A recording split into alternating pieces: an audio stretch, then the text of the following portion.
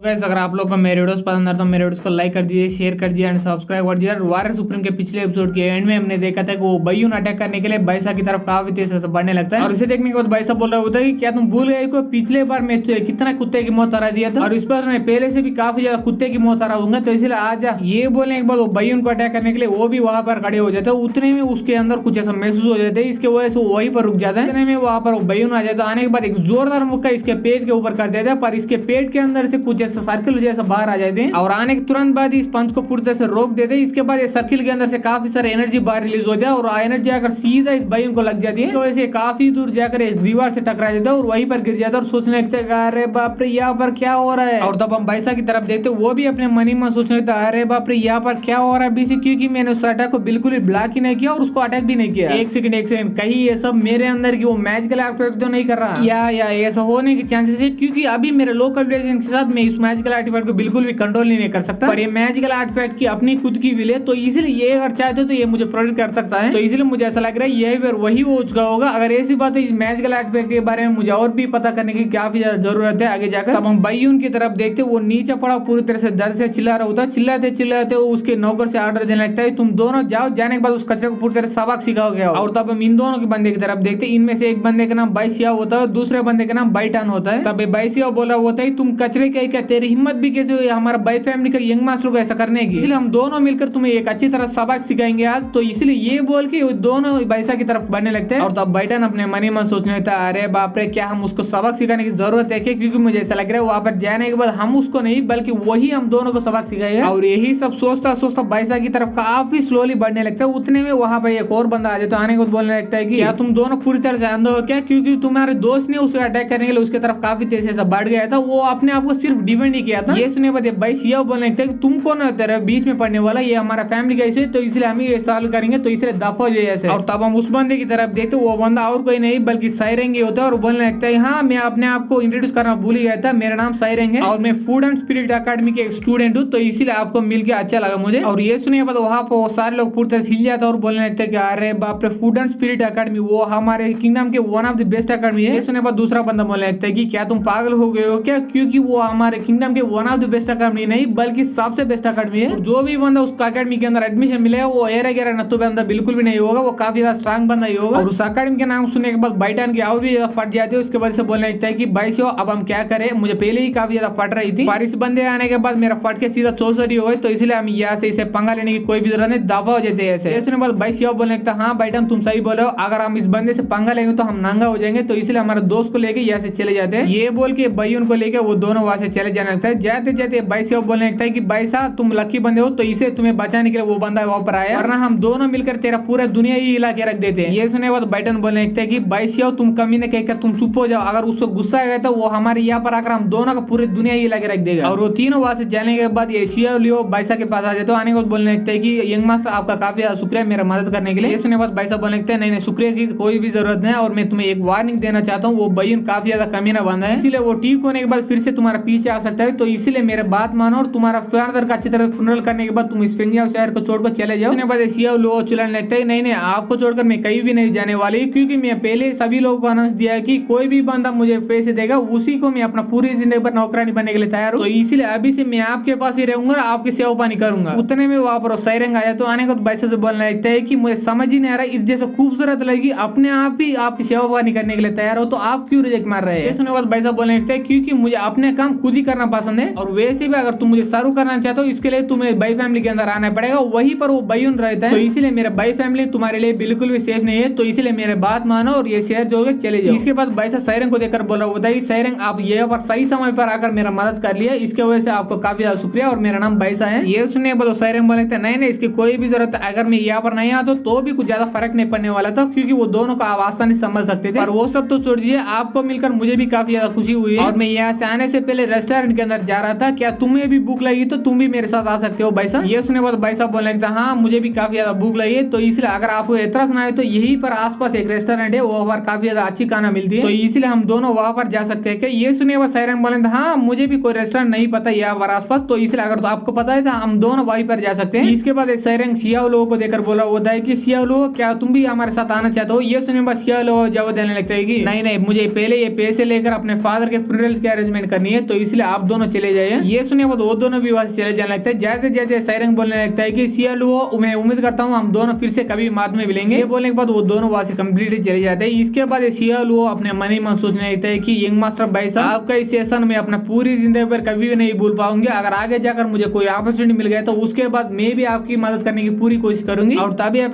By family की तरफ वहां पर हम देखते हैं बायून को लेकर वो बाई फैमिली के कमरे के अंदर आ चुका होता है। इसके बाद ये बैठान जाकर उसके लिए एक डॉक्टर को उसके साथ साथ उसका फादर यानी ये बैठा को भी बुलाकर ला चुका था उस कमरे के अंदर। इसके बाद वहां पर डॉक्टर आकर इसके बैंडेज लगाते हैं। इसके बाद ये बायून उसका फादर से बोल रहा होता है कि फादर उस कचरे बैसा दिन ब दिन काफी ज्यादा स्ट्रांग बनते जा रहा है। इसके साथ साथ वो मेरे ऊपर बदला पूरी तरह से ले ही जा रहे हैं। तो इसलिए प्लीज आप तुरंत ही वो बैसा के बारे में कुछ तो कीजिए और मेरा अपमान का बदला जरूर ले लीजिए। आप ऐसा नहीं करे तो उसके बाद मुझे पूरा यकीन है कि वो बैसा आगे जाकर इतना स्ट्रांग बनेगा कि उसके वजह से आपके ऊपर भी बड़ी मुसीबत आ सकती है। ये सुने मुझे बैठा बोलने लगता है कि बेटा बायून मैं भी चाहता हूँ उस बैसा को यहाँ से निकाल दिए या पूरी तरह से मार दिया जाए, पर हम ऐसा नहीं कर सकते क्योंकि उस बैसा ने हमारे पैट्रियस के सामने अपने आप को प्रूव कर लिया। तो इसके वजह से हमारा पैट्रियस तब से उस बैसा के ऊपर काफी ज्यादा भरोसा रखने लगा। और तभी वहाँ पे कोई बंदा आ जाए तो आने के बोलने लगता है अगर तुम उस भरोसा को पूरी तरह से तोड़ दोगे उसके बाद तुम उस बैसा को आसानी से मार सकते हो ना अंकुल। इसे देखने के बाद बायून बोल रहा होता है कि कजिन बाउशियान आप यहाँ पर क्या कर रहे हैं? मैंने सुना था कि आप फूड एंड स्पिरिट अकेडमी के अंदर ज्वाइन हो चुके हैं। ये सुने बाद बाउशियान बोलने लगता हाँ मैं ये फेंगजाओ शहर के अंदर थोड़ा काम में आया था, वो काम पूरी तरह से पूरी हो गया। तो इसलिए मैंने सोचा था कि एक बार यहाँ पर आने के बाद अंकुल बैडा को मिल के जाओ। पर यहाँ पर देखता हूँ जब वो पूरी तरह चौक ही गया क्योंकि मेरा कजिन यहाँ पर इतना इंजूर हालत में ऐसा बेड पर लेटा हुआ है। तो इसीलिए बहन मैं तुम्हारा मदद करना चाहता हूँ उस बैसा को तुम्हारे रास्ते से हटाने के लिए। ये सुने तुरंत बाद बहन वहां से उठ जाता है और पूछने लगता है कि कजिन अगर तुम्हारे पास सच में ऐसा कोई प्लान हो तो तुरंत ही मुझे बता दो, क्योंकि मैं जितना जल्दी हो सके उतना जल्दी उस बैसा को इस फैमिली से नहीं इस पूरी दुनिया से बाहर निकलना चाहता हूँ। ये सुने तुरंत बाद ये बाउशियो इसके और भी पास आ जाते हो। आने के बाद बोलने लगता है कि हाँ मेरे पास एक बढ़िया सा प्लान है, पर उस प्लान को सक्सेस होने के लिए तुम्हें थोड़ा बहुत तो रिस्क लेना पड़ेगा। ये सुने के बाद बहन थोड़ा डर जाता है और पूछने लगता है कि रिस्क पर किस तरह का रिस्क लेना पड़ेगा मुझे। ये सुने के बाद वो बाउशियो एक ही हंसते हंसते वो बोला होता है तुझे चिंता करने की कोई भी जरूरत नहीं क्योंकि मैं तुम्हारा कजिन हूँ, इसलिए मैं किसी भी हालत में तुम्हें कुछ ज्यादा नुकसान पहुंचने बिल्कुल भी नहीं दूंगा। ये बोले तुरंत बाद ये बाउशियो बयून को और उसका फादर को दोनों को प्लान बता देता है। और तभी अब एक रेस्टोरेंट के अंदर वहीं पे हमारा बैसा और उसके साथ साइरंग दोनों आ चुके होते हैं। तब बैसा एक ऑर्डर दे रहा होता है कि जल्दी से सुप्रीम सुपर पिज्जा लेके आओ यहाँ पर। इसके बाद वो दोनों सुप्रीम पिज्जा लेने के बाद एक टेबल के यहाँ पर बैठकर बात कर रहे होते हैं। तब साइरंग बोल रहा होता है कि बैसा मुझे ऐसा लग रहा है हमारे दोनों का मीटिंग एक फेट है, मैं इसी रेस्टोरेंट को ढूंढते तुम्हारे पास आया और तुम्हारे मदद भी किया था। ये सुने बाद बैसा बोलने लगता है कि साइरंग तुझे इतना भी ओवर एक्शन करने की कोई भी जरूरत नहीं क्योंकि मुझे अच्छी तरह से पता है कि तुम एक रेस्टोरेंट को नहीं ढूंढ रहे थे, पर मुझे ये भी अच्छी तरह से पता है कि जब से मैं उस आर्गुमेंट से बाहर आया तब से तुम मुझे फॉलो किए जा रहे हो। ये सुने बाद साइरन हिल जाता है और पूछने लगता है कि क्या तुम्हें इतना पहले से पता है कि मैं तुम्हारे पीछे कर रहा हूँ? अगर ऐसी बात है तुम मुझे रोकने की या मेरे से भागने की कोई भी कोशिश क्यों नहीं किया? ये सुने बाद बैसा बोलने लगता है अगर मैं वहां से भाग गया तो उसके बाद ये पिज्जा खाते समय मुझे कौन कंपनी देता, इसलिए मैं जानबूझकर तुम्हें मुझे फॉलो करने दिया। और ये सुने बाद साइरन बोलने लगता है हाँ मैं मानता हूँ मैं तुम्हारा पीछे करते आ रहा हूँ वो भी काफी देर से, पर इसके पीछे के एक अच्छा रीजन है और रीजन है कि मुझे अच्छी तरह से पता है कि तुम इतना कम उम्र में काफी बढ़िया साल का मिस हो, तो इसीलिए मेरे बात मानो और मेरे अकेडमी के अंदर यानी फूड एंड स्पिरिट अकेडमी के अंदर ज्वाइन हो जाओ मेरे साथ। उसके बाद मैं लिख के बोल सकता हूँ कि एक बार उस अकेडमी के अंदर ज्वाइन होने के बाद तुम काफी तेज इंप्रूव करने लगोगे। ये सुनने बाद भाई साहब बोलने लगता है कि मैं भी उस जैसा कमाल का अकेडमी के अंदर ज्वाइन होना चाहता हूँ, पर उससे पहले मुझे उस अकेडमी के बारे में थोड़ा बहुत बताओ क्योंकि उस अकेडमी के बारे में मुझे कुछ भी नहीं पता। ये सुनने बाद साइरन बोला लगता है नहीं तुझे इसके बारे में चिंता करने की कोई भी जरूरत नहीं क्योंकि उसके बारे में मैं डिटेल में बता दूंगा। हमारे फूड एंड स्पिरिट अकेडमी इस पूरी दुनिया के अंदर one of the strongest academy माना जाता है क्योंकि वो 100 साल से भी ज्यादा पुरानी है और उसके साथ साथ उसके अंदर से काफी सारे टैलेंटेड बंदे बाहर आ चुके थे। और हमारा फूड एंड स्पिरिट अकेडमी फिर से 3 अकेडमी के अंदर डिवाइडेड है। उनमें से पहला चीज यो अकेडमी है, दूसरा लैन कियांग अकेडमी है, तीसरा जिन यू अकेडमी है। स्टूडेंट की टैलेंट के मुताबिक वो तीनों अकेडमी के अंदर किसी एक अकेडमी के अंदर स्टूडेंट को डाला जाता है। उतने में वहां पर बाइट आना जाता है, आने के बाद बोलने लगते हैं कि तुम कचरे का क्या, तेरी हिम्मत भी कैसे हो ये सारे कांड करने के बाद यहाँ पर ऐसा मौज मस्ती करने की? अगर तुम्हारे अंदर थोड़ा भी शर्म नाम का चीज बचाओ तो मेरे पीछे आओ बाई फैमिली के अंदर, वहां पर आने के तुरंत बाद तुम अपना पनिशमेंट स्वीकार कर लो। और ये सुनने के बाद भाई साहब बोलने लगता है कि तुझे देखकर मुझे ऐसा लग रहा है वो बयून बेशर्म जैसे मेरे हाथों से कुत्ते की मौत हारने के बाद भी पेट्रियस के पास जाकर मेरे ऊपर कंप्लेंट किया है, तो इसीलिए तुम्हें उसके पास जाकर पूछना चाहिए उसके अंदर शर्म नाम की चीज बची हुई है नहीं। ये सुनने के बाद बाइटन काफी गुस्से से चिल्लाने लगता है कि तुम कचरे का क्या, तेरे हिम्मत भी कैसे हुई ऐसा बोलने की? क्योंकि वहां पर जाकर पूछने के लिए वो बयून जिंदा नहीं है, क्योंकि तुम्हारे कुटाई के बाद हम बयून को बाई फैमिली के डॉक्टर के पास ले आ चुके थे, उसने कंफर्म कर दिया था कि बयून पूरी तरह से मर गया तेरे ही कुटाई की वजह से। ये सुने तुरंत बाद भाई साहब भी उठ जाता है और चिल्लाने लगता है कि क्या तुम पागल हुए हो? क्योंकि तुमने भी देखा था कि मैं उसके ऊपर एक बात भी नहीं उठाया, अगर ऐसी बात है था वो बयून इतना आसानी से कैसे मर सकता है। ये सुनने बाद सायरन भी बोलने लगता है कि हाँ मैं भी वहीं पर था जब ये सारे कांड हो रहा था, तब मैंने देखा था वो बयून को काफी ज्यादा इंजुरीज तो लग चुके थे, पर वो सारे इंजुरीज बिल्कुल भी जानलेवा नहीं था। और उसके साथ साथ ही मैं महसूस कर सकता हूँ उस बयून बंदे के अंदर की एनर्जी थोड़ी ही कम हुआ था, इसके वजह से वो बिल्कुल भी मर ही नहीं सकता। ये सुनने बाद बैठन और भी जोर से चिल्लाने लगता है और तुम दोनों को मेरे ऊपर भरोसा नहीं तो मेरे पीछे पीछे बाई फैमिली के अंदर आ जाओ और वहीं पर मैं अपना सीनियर ब्रदर बयून का लाश भी तुम दोनों को दिखाऊंगा। और तभी आप ऐसे छोड़ो बाई फैमिली के कमरे के अंदर वहीं पर कुछ ऐसे एल्डर्स होते हैं बाई फैमिली के, और उनके सामने बैठा घुटने पर बैठकर बात कर रहा होता है कि पैट्रियस आप भी अच्छी तरह से देख सकते हो मेरे पीछे मेरे बेटे का लाश पड़ा हुआ है और उसको किसी और ने नहीं बल्कि हमारे फैमिली का बाईसा ने मार डाला है, तो इसलिए प्लीज मुझे जस्टिस दिलाइए और हमारे फैमिली रूल्स के मुताबिक उस बाईसा को काफी सीवियरली पनिश कीजिए। उतने में हमारा बाईसा वहां पर आ जाए तो आने के बाद बोलने लगता है कि हमारे फैमिली रूल्स में ये भी लिखा हुआ कि जो भी बंदा वीक बंदे को बुली करने की कोशिश करता है उसको भी पनिशमेंट मिलना चाहिए। अगर ऐसी बात हो ये बयून को भी पनिशमेंट मिलनी चाहिए क्योंकि वो एक लड़की के साथ जबरदस्ती करने की कोशिश कर रहा था। ये सुने के बाद बैठा बोलने लगता है कि तुम चुप हो जाओ क्योंकि मुझे अच्छी तरह से पता है कि मेरे बेटे को देखकर तुम्हें काफी ज्यादा जलन हो रही थी, तो इसलिए तुमने मेरे बेटे के ऊपर ऐसा झूठे झूठे इल्जाम लगाकर ऐसा जान से ही मार डाला। ये सुने बाद भाई साहब बोलने लगता है अगर ऐसी बात है तुम्हारा बेटे मेरे ऊपर क्यों अटैक करने के लिए मेरे तरफ पहले आया और मुझे अच्छी तरह से पता है कि तुम लोगों को मेरे बातों पर बिल्कुल भी यकीन नहीं होगा, तो इसलिए तुम लोगों को किसके बातों पर यकीन होगा उसे ही मैं यहाँ पर ले आ चुका हूँ। और तभी वहाँ पे वो साइरिन आ जाए तो आने बोलने लगता है कि मेरा नाम साइरिन है और मैं फूड एंड स्पिरिट अकेडमी से, और ये सारे कांड होते समय मैं वहीं पर था, तो इसलिए मैं यकीन के साथ बोल सकता हूँ पहले बयू ने एक स्नीक अटैक बैसा पर किया था, इसके वजह से बैसा सिर्फ अपने आप को डिपेंड करने की कोशिश की है, इसके वजह से बयू को काफी ज्यादा चोट लग चुके थे, पर मैं कॉन्फिडेंस के साथ बोल सकता हूँ कि उसके ऊपर का चोट जानलेवा बिल्कुल भी नहीं थे। और ये पैट्रियस को पहले ही साइरिन के बारे में पता, तो इसलिए साइरिन के पास आ जाए तो आने के बाद पूछने लगते हैं सर साइरिन आप यहाँ पर क्या कर रहे हैं। ये सुनने के बाद साइरिन बोलने लगते हैं कि मैं अपने अकेडमी के लिए पर्पल डैन पिल को कलेक्ट करने के लिए यहाँ पर आ चुका था और तभी मैं वहाँ पर बाई चांस बाइसेस से मिल गया और उसके बाद मैं यहाँ पर आ गया। ये सुनने के बाद बैठा पूछने लगता है कि क्या पैट्रियस वो फूड एंड स्पिरिट अकेडमी से कोई बंदा यहाँ पर आ गया, आने तुरंत बाद ही मेरे बेटे के ऊपर जैसे झूठे झूठे इल्जाम लगा दिए, क्या इसकी वजह से आप मेरे बात ना सुनकर ये आउटसाइडर की बात सुनेंगे क्या? तो क्या हमारे बाई फैमिली के रूल्स सिर्फ पढ़ने के लिए और देखने के लिए है क्या? क्योंकि आपको देखकर ऐसा लग रहा है आपको हमारे फैमिली के रूल्स का परवाह ही नहीं है। ये सुनने बाद पैट्रियस बोलने लगते हैं नहीं नहीं ऐसा बिल्कुल भी नहीं है, जो भी बंदा हमारे फैमिली रूल्स को तोड़ेगा उसको जरूर पनिशमेंट मिलेगा, तो इसीलिए अगर सच में बाईसा ने तुम्हारे बेटे का हत्या किया तो उसके बाद मैं खुद ही अपने हाथों से उसका पूरा कल्टिवेशन बर्बाद कर दूंगा, उसके बाद हमारे फैमिली से धक्के मार के बाहर निकाल दूंगा। और अगर बाईसा ने तुम्हारे बेटे की मर्डर नहीं किया तो उसके बाद इसके ऊपर झूठे झूठे इल्जाम लगाने के तुम्हें उसके सामने आकर माफी मांगने की जरूरत पड़ेगी तुझे। ये सुनने बाद बाईसा बोलने लगते हैं अगर ऐसी बात है पैट्रियस मुझे एक बार उस बयून को बॉडी को चेक करने दे क्योंकि मुझे भी थोड़ा बहुत मेडिकल स्किल्स पता है, अगर सच में वो बयून मारा है वो भी मेरे कुटाई की वजह से, उसके बाद मैं ही अपना कल्टिवेशन खुद ही बर्बाद कर लूंगा और यहाँ से दफा हो जाऊंगा। ये सुनने के बाद बैठा चिल्लाने लगता है कि देखो मेरा बेटे का बॉडी वहीं पर पड़ा हुआ है, तो इसे तुम जाओ, जाने के बाद तुम कितना देर चेक करना चाहते हो उतना देर चेक कर लो। ये सुने तुरंत बाद ये बैसा बयून के पास जाता है और उसके बाद उसका हाथ पकड़ के उसके पल्स को चेक करने लगता है और चेक करने के बाद बोल रहा होता है हाँ तुम सच बोल रहे हो, ये बयून का सांस भी नहीं चल रहा है, उसके साथ इसका पल्स भी नहीं चल रहा है, और उतना ही नहीं ये बयून की बॉडी काफी ज्यादा कोल्ड भी हो चुकी है, इसके साथ साथ इसके बॉडी के अंदर मुझे कोई भी वाइटलिटी नहीं महसूस हो रही है। ये सुनने के बाद बैठा बोलने लगता है कि मैंने तुमसे पहले ही बोला था कि तुम्हारी मारने की वजह से मेरा बेटा मर गया है, तो इसीलिए तुम अपना कल्टिवेशन खुद ही बर्बाद कर लो या से दफा हो जाओ। ये सुनने के बाद भाई साहब बोलने लगता है हाँ जाता हूँ इतना भी जल्दी क्या है, ये बोल के अपने शर्ट के अंदर से एक पिल की बॉटल निकालता है और उसके अंदर एक पिल को निकालता है। इसके बाद बोल रहा होता है अगर तुम्हारा बेटा सच में मर गया तो उसके बाद तुम्हारे बेटे को ये पिल खिला दो तब भी उसके अंदर कोई भी फर्क नहीं पड़ने वाला, तो इसीलिए अभी मैं तुम्हारे बेटे को ये पिल खिला रहा हूँ, क्या तुम्हें ये मंजूर है क्या? ये सुनने बाद बैठा पूछने लगता है पर ये किस तरह का पिल है। ये सुनने के बाद भाई साहब जवाब देने लगता है कि ये कुछ खास पिल नहीं है, ये पिल को जो भी बंदा लेता है उसके अंदर के ऑर्गन्स जैसे कि लीवर हार्ट किडनी वो सारे धीरे धीरे करके पूरी तरह से बर्बाद होना चालू कर देते हैं और इस पिल की पूरी दुनिया के अंदर कोई क्यूर ही नहीं है और इसी पिल को मैं तुम्हारा बेटे को खिलाने वाला हूँ। ये सुनने के बाद बैठा पूरी तरह से हिल जाता है और बोलने लगते हैं नहीं नहीं तुम ये सब बिल्कुल भी नहीं कर सकते। ये सुनने के बाद भाई साहब बोलने लगते हैं पर आप इतना टेंशन क्यों ले रहे हैं, क्योंकि आपका बेटा ऑलरेडी मर चुका है वो भी मेरे कुटाई की वजह से, तो इसीलिए एक लाश को ये पिल खिलाऊं तब भी इसके ऊपर कुछ ज्यादा फर्क ही नहीं होने वाला क्योंकि वो ऑलरेडी मर चुका होगा। ये सुनने के बाद बैठा बोलने लगते हैं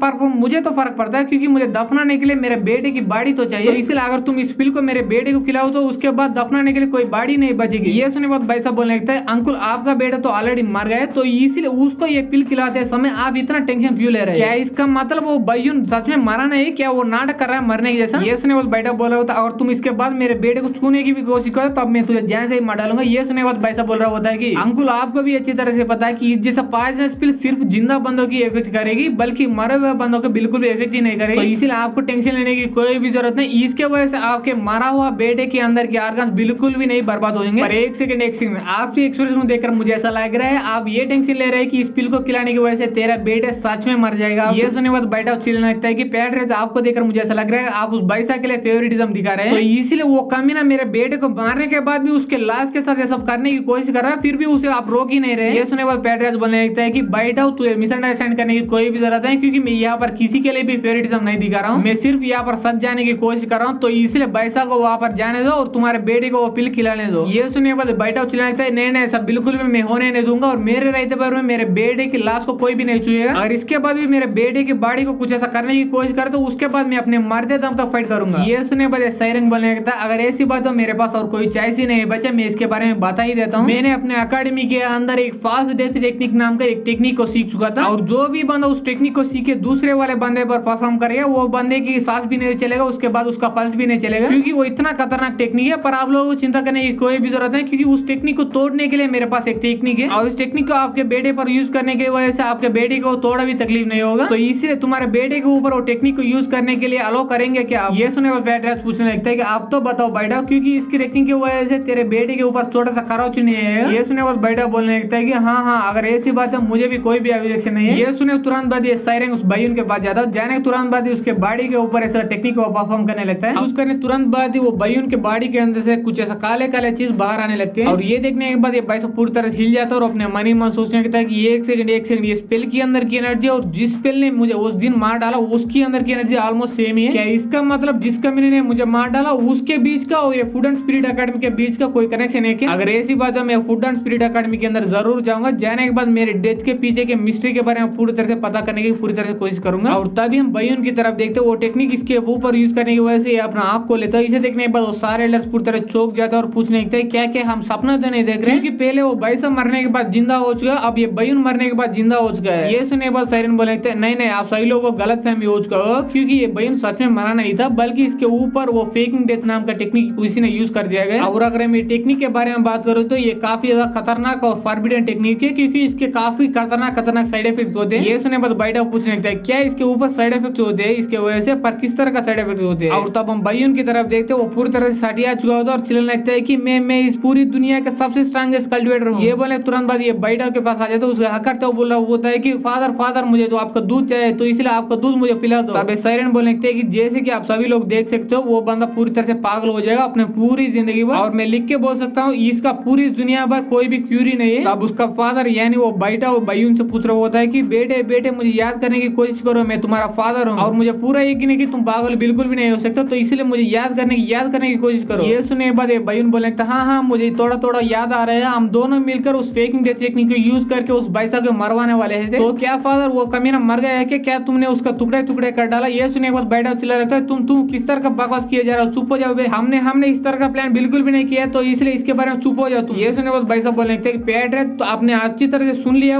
उसने अपने खुद की मुंह से एक्सेप्ट कर लिया अपनी गलती। इसका मतलब है कि बैठा और भाई दोनों मिलकर अपने प्लान में मुझे फंसा कर मुझे मरवाना चाहते थे। जितना मुझे पता है ऐसा करने वाले के लिए हमारे फैमिली के रूल्स मुताबिक उसे सजा मिलना चाहिए, और वो सजा है मौत। तो इसलिए पैड्रेज मैं आपसे ये पूछ रहा हूँ कि आप उस पनिशमेंट को उस बैठा को देंगे या मुझे ही देना पड़ेगा वहां पर जाकर? ये सुनने के बाद पैड्रेज बोलने लगता है कि बैठा मैंने तुमसे पहले ही बोल दिया था कि हमारा भाई फैमिली के अंदर कोई भी बंदा गलती करे उसको जरूर सजा मिलेगी, तो इसलिए तुम दोनों को भी सजा मिलेगी, और वो सजा है कि तुम दोनों का कल्टिवेशन बेस पूरी तरह से बर्बाद कर दिया जाएगा और तुम दोनों को हमारे भाई फैमिली से धक्के मार के बाहर निकाल दिया जाएगा। ये सुने तुरंत बाद ये बैठा अपने घुटने पर आ जाता है और बोलने लगता है कि पैड्रेज प्लीज मुझे माफ कर दिया, हमारे भाई फैमिली के लिए मैं इतना सालों के लिए काफी कुछ किया हुआ है, तो इसलिए वो सारा चीजों के लिए प्लीज मेरा कल्टिवेशन बेस तो बर्बाद मत कीजिएगा, अगर आप चाहते तो मैं यहाँ से खुद ही निकल जाऊंगा। ये सुने तुरंत बाद ये पैड्रेज अपने हाथ में एक अटैक को तैयार कर लेते हैं। इसके बाद बोलने लगता है कि ये सारे चीजें तुम ये सारे कांड करने से पहले ही सोचना चाहिए था तुझे, क्योंकि अब कुछ ज्यादा लेट हो चुका है, तो इसलिए मैं तुम्हारा कल्टिवेशन बेस बर्बाद करके ही रहूंगा। ये सुनने के बाद ये बैठा भी वहां से उठ जाता है और एक चाकू निकालते इस पर अटैक करता हुआ बोला होता अगर ऐसी बात है मेरे पास और कोई चाइस ही नहीं बचा बुड्ढे साले, मैं तो जान से ही मार डालूंगा। ये देखने के बाद सायरन बोले नहीं मेरे रहते पर मैं तुम्हें ऐसा बिल्कुल भी नहीं करने वाला हूँ। ये बोल के आयरन कंट्रोल टेक्निक नाम का एक टेक्निक को यूज करके उसके हाथ में चाकू को कंट्रोल करके उसे दूर फेंक देता है। ये देखने तुरंत बाद ये बैठा पूरी तरह हिल जाता है और अपने मनी में सोचने लगता है अरे बाप रे यहाँ पर क्या हो रहा है। उतने में वो पैड्रेज अपना पूरा एनर्जी रिलीज करते हुए बोला होता है कि मैंने तुम्हें एक चांस दिया था पर तुमने वो चांस को खो भी दिया, तो इसलिए आज तुम मरोगे। ये बोल के एक जोरदार अटैक उस बाइसा ऊपर कर देते, इसके वजह से वो काफी दूर जाकर ऐसा नीचे गिर जाता है। इसके बाद वो पूरी तरह से बेहोश हो जाता है। इसे देखने के बाद बाइसा अपने मनी में सोचने लगता है कि एक सेकंड वो बंदा सच में वो आयरन को भी कंट्रोल कर सकता है, अगर ऐसी बात है मुझे उस अकेडमी के अंदर जरूर जाना ही पड़ेगा, मिलेगा, क्योंकि मैं उस अकेडमी को कितना मिस्टीरियस समझ आता उससे भी काफी ज्यादा मिस्टीरियस निकल रहा है अब। और तभी वो बयून उसके बाप को ऐसा लात मारते हुए बोल रहा होता है कौन कौन कचरा यहाँ पर नीचे पड़ा हुआ सो रहा है, क्या तुम मर गए हो? अगर तुम सच में मर गए तो मुझे जवाब दो। तब पैड्रेस बोलने लगता है कि वो बैठा काफी ज्यादा कमीना निकल गया, तो इसलिए वो आज मेरे हाथों से जरूर मरेगा। और साइरिन आपका काफी ज्यादा शुक्रिया, क्योंकि आपने मेरा सही समय पर मदद किया था, क्योंकि मैं वहां पर थोड़ा केयरलेस हो गया था। ये सुनिए बस साइरिन बोले नहीं नहीं आपको मुझे शुक्रिया बोलने की कोई भी जरूरत है, क्योंकि मुझे अच्छी तरह से पता है कि वो बाइटाओ के कंपैरिजन में आपका कल्टीवेशन काफी ज्यादा हाई है, तो इसलिए अगर वो बाइटाओ चाहता भी तो तब भी आपका कुछ भी नहीं बिगाड़ पाता था। तभी वहाँ पे भाई साहब आ जाता, आने को बोलने लगता है कि पैड्रेस आपसे मेरा एक छोटा सा विनती है, क्या आप उस विनती को पूरा करेंगे क्या? ये सुने बाद पैड्रेस बोलने हाँ हाँ बताओ बताओ। ये सुने भाई साहब बोल रहे होता है कि सर साइरिन की टेक्निक को और कल्टीवेशन को देखकर मुझे ऐसा लग रहा है मुझे भी उन जैसा स्ट्रांग बनना है, तो इसलिए प्लीज मुझे परमिशन दीजिए, मैं भी जाकर वो फूड एंड स्पिरिट एकेडमी के अंदर जाकर कल्टीवेट करना चाहता हूँ, तो इसलिए प्लीज मुझे परमिशन के साथ थोड़ा बहुत पैसे दीजिए मैं वहां पर जाने के लिए। ये सुने बाद पैड्रेस बोले हाँ हाँ मैं तुम्हारे लिए बचपन से कुछ ज्यादा नहीं किया, तो इसलिए अब करूंगा, तो इसलिए मैं तुझे वहां पर जाकर कल्टीवेट करने का परमिशन भी दे रहा हूँ। उसके साथ साथ अगर तुझे पैसे जाएगा अकाउंट के पास जाकर मेरे नाम बोलो, उसके बाद वो 3000 सिल्वर तुझे दे देगा। ये सुने बाद भाई साहब खुश होते बोला होते थैंक यू पैड्रेस, आपको मैं आगे जाकर बिल्कुल भी निराश ही नहीं करूंगा। ये सुने बाद साइरन बोलने लगता है भाई साहब मैं भी चाहता हूँ कि मैं तुम्हारे साथ वो अकाडमी के अंदर आऊँ, आने के बाद तुम्हें वहीं पर एडमिशन दिलाऊं, पर मैं ऐसा बिल्कुल भी नहीं कर पाऊंगा, क्योंकि उस अकाडमी ने मुझे काफी सारे काम दिए हुए हैं, तो इसलिए वो सारे काम पूरा करने के बाद भी मैं उस अकाडमी के अंदर आ पाऊंगा। पर तुझे चिंता करने की कोई भी जरूरत नहीं, क्योंकि मुझे पूरा यकीन है कि तुम्हारे टैलेंट के साथ तुम उस टेस्ट को आसानी से पास कर लोगे, उसके बाद उस अकाडमी के अंदर ज्वाइन हो जाओगे। और ये सारे कांड को वहीं पर छुप कर वो बयून का कजिन बादशाह देख रहा होता है, और ये सारे कांड को देखने के बाद ये बादशाह अपने मन ही मन सोचने लगता है आय है अंकुल और कजिन तुम्हारा हालत कितना बुरा हो गया है, तुमको देखकर मुझे तरस आ रहा है पूरी तरह से, पर तुम दोनों को चिंता करने की कोई भी जरूरत नहीं, क्योंकि तुम दोनों को प्रॉपर्टी को मैं ही संभालूंगा आगे जाकर। और तभी आप जुड़ा कुछ देर बाद का तब हम देखते हैं बादशाह एक घोड़े के ऊपर बैठकर उस अकेडमी की तरफ बढ़े ही जा रहा होता है, और ऐसा कुछ देर ट्रैवल करने के बाद वो एक तालाब के पास आकर रुक जाते हैं। इसके बाद उसके घोड़े से बात कर रहे होते हैं तुम यहीं पर थोड़ी देर के लिए रेस्ट करो, क्योंकि तुम भी ऑलरेडी काफी ज्यादा थक चुके हो और मैं भी काफी ज्यादा थक चुका, तो इसीलिए मैं वापस जाकर नहा के आता हूँ। ये बोल के वो अपने कपड़े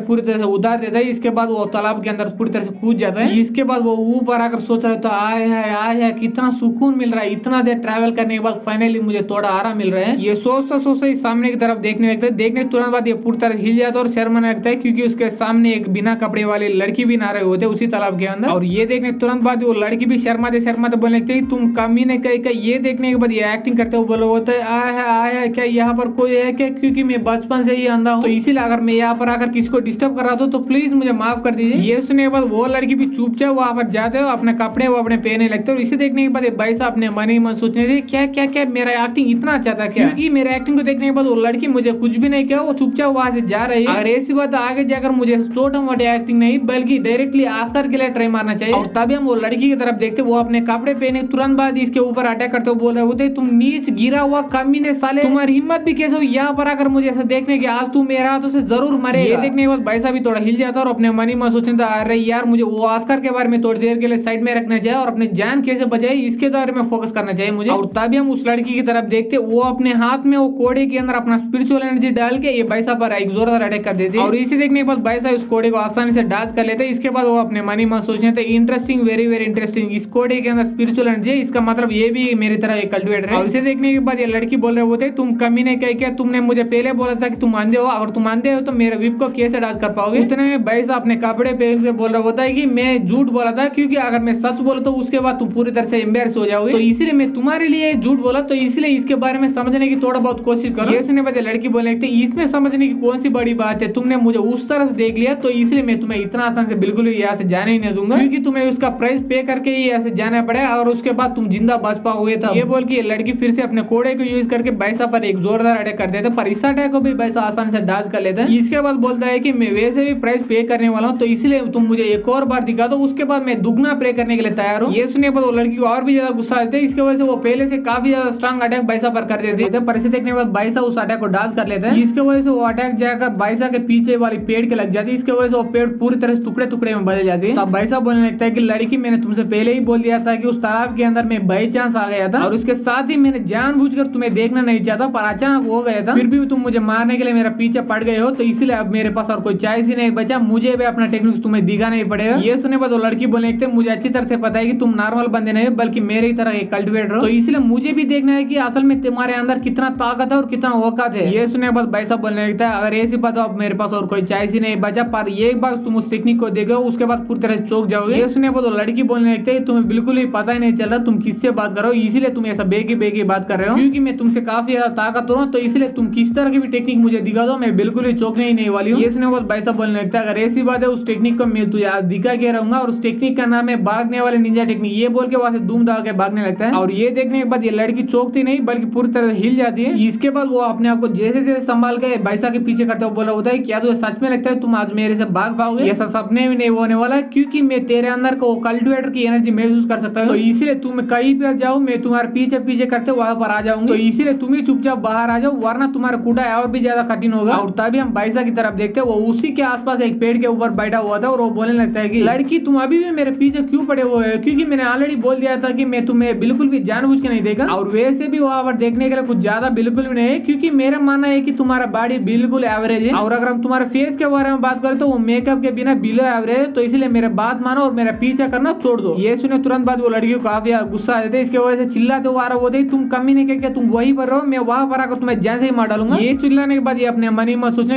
इस कमीने की हिम्मत भी कैसे हुई, मेरे बॉडी एवरेज है और मेरा फेस बिलो एवरेज है, क्या सच में ये हरामजादा मेरे बारे में ऐसा ही सोचा या मुझे चिढ़ाने के लिए जानबूझ के ये सब बोल रहा है? ये सोचता उसकी तरफ बढ़ी जा रहा होता, तभी उसके सामने वाले पेड़ के यहाँ पर एक ट्रैप बिछा दिया होता है, इसके वजह से वो ट्रैप के अंदर ये लड़की फंस जाती है, और इसे फंसने के बाद चिल्ला रहे होते तुम कचरे के क्या, तुम्हारी हिम्मत भी कैसे हुई मुझे ये ट्रैप में फंसाने की, अगर तुम सच में एक मर्द हो तो आकर एक सच्चा कल्टिवेटर जैसा मेरे साथ सामने आकर फाइट करो। ये सुने बहुत भाई साहब बोलने लगता है कि अगर मैं मर्द हूं या ना हूं इसके बारे में तू चिंता करने की कोई भी जरूरत है, क्योंकि उसके बारे में मेरा वाइफ चिंता कर लेगी। अगर हम कल्टिवेशन के बारे में बात करें तो वो भी मेरे अंदर का एक एबिलिटी है, और उसके साथ साथ इंटेलिजेंस भी मेरे अंदर का एबिलिटी है, तो इसलिए मुझे फर्क ही नहीं पड़ता मैं उन दोनों एबिलिटी में कौन सा एबिलिटी को यूज करके तुम्हें हरा दूं, और वैसे भी मैं तुम्हारी तरह तुम्हें मारने की बिल्कुल भी कोशिश नहीं कर रहा हूँ, बल्कि थोड़ी देर के लिए रोकने की कोशिश कर रहा हूँ, और मैं उस कोशिश में सक्सेस भी हो गए, तो इसलिए मैं ऐसे जा रहा हूँ, बाय, हम बाद में कभी मिलेंगे। ये देखने के तुरंत बाद वो लड़की अपने कोड़े को एक फायर वाली कोड़े के अंदर बदल देती है, इसके बाद अपने ऊपर की तराशी को पूरी तरह से तोड़ देती है, इसके वजह से वो लड़की उस राशि से पूरी तरह से आजाद हो जाती है। इसके बाद नीचे आकर बोल रहे होते कि मैं नॉर्मली तुम्हें थोड़ा बहुत सबक सिखाना चाहती थी, पर तुमने काफी ज्यादा मुझे गुस्सा दिला दिया अब, तो इसलिए तुम मेरे हाथों में जरूर आज मारोगे। ये बोल के भाईसा की तरफ बढ़ने लगते हैं, तभी हम देखते हैं उसके चारों तरफ की जंगल पूरी तरह से जल रहे होते हैं। ये देखने के बाद भाईसा बोल रहे थे रुक जा लड़की, तुम अगर इस जैसा खतरनाक वेपन को यूज करोगे तो उसके वजह से फॉरेस्ट पूरी तरह से जल जाएगा, तो इसलिए हमें यहाँ पर नहीं बल्कि बाहर जाकर फाइट करना चाहिए। और तभी हम उस लड़की की तरफ देखते हैं, उसके मुंह से पूरी तरह से खून आने लगते हैं, और इसके तुरंत बाद वो नीचे गिरकर पूरी तरह से बेहोश आ जाते हैं वहीं पे। और इसे देखने के बाद भाईसा थोड़ी देर के लिए चौंक जाता है, इसके बाद वो अपने मन ही में सोचने थे क्या क्या कि लड़की नाटक कर रहे हैं मुझे उसके पास लाने के लिए, नहीं ये लड़की को देखने के बाद मुझे ऐसा लग रहा है ये सच में पूरी तरह से बेहोश हो गए उस वेपन को यूज करने की वजह से।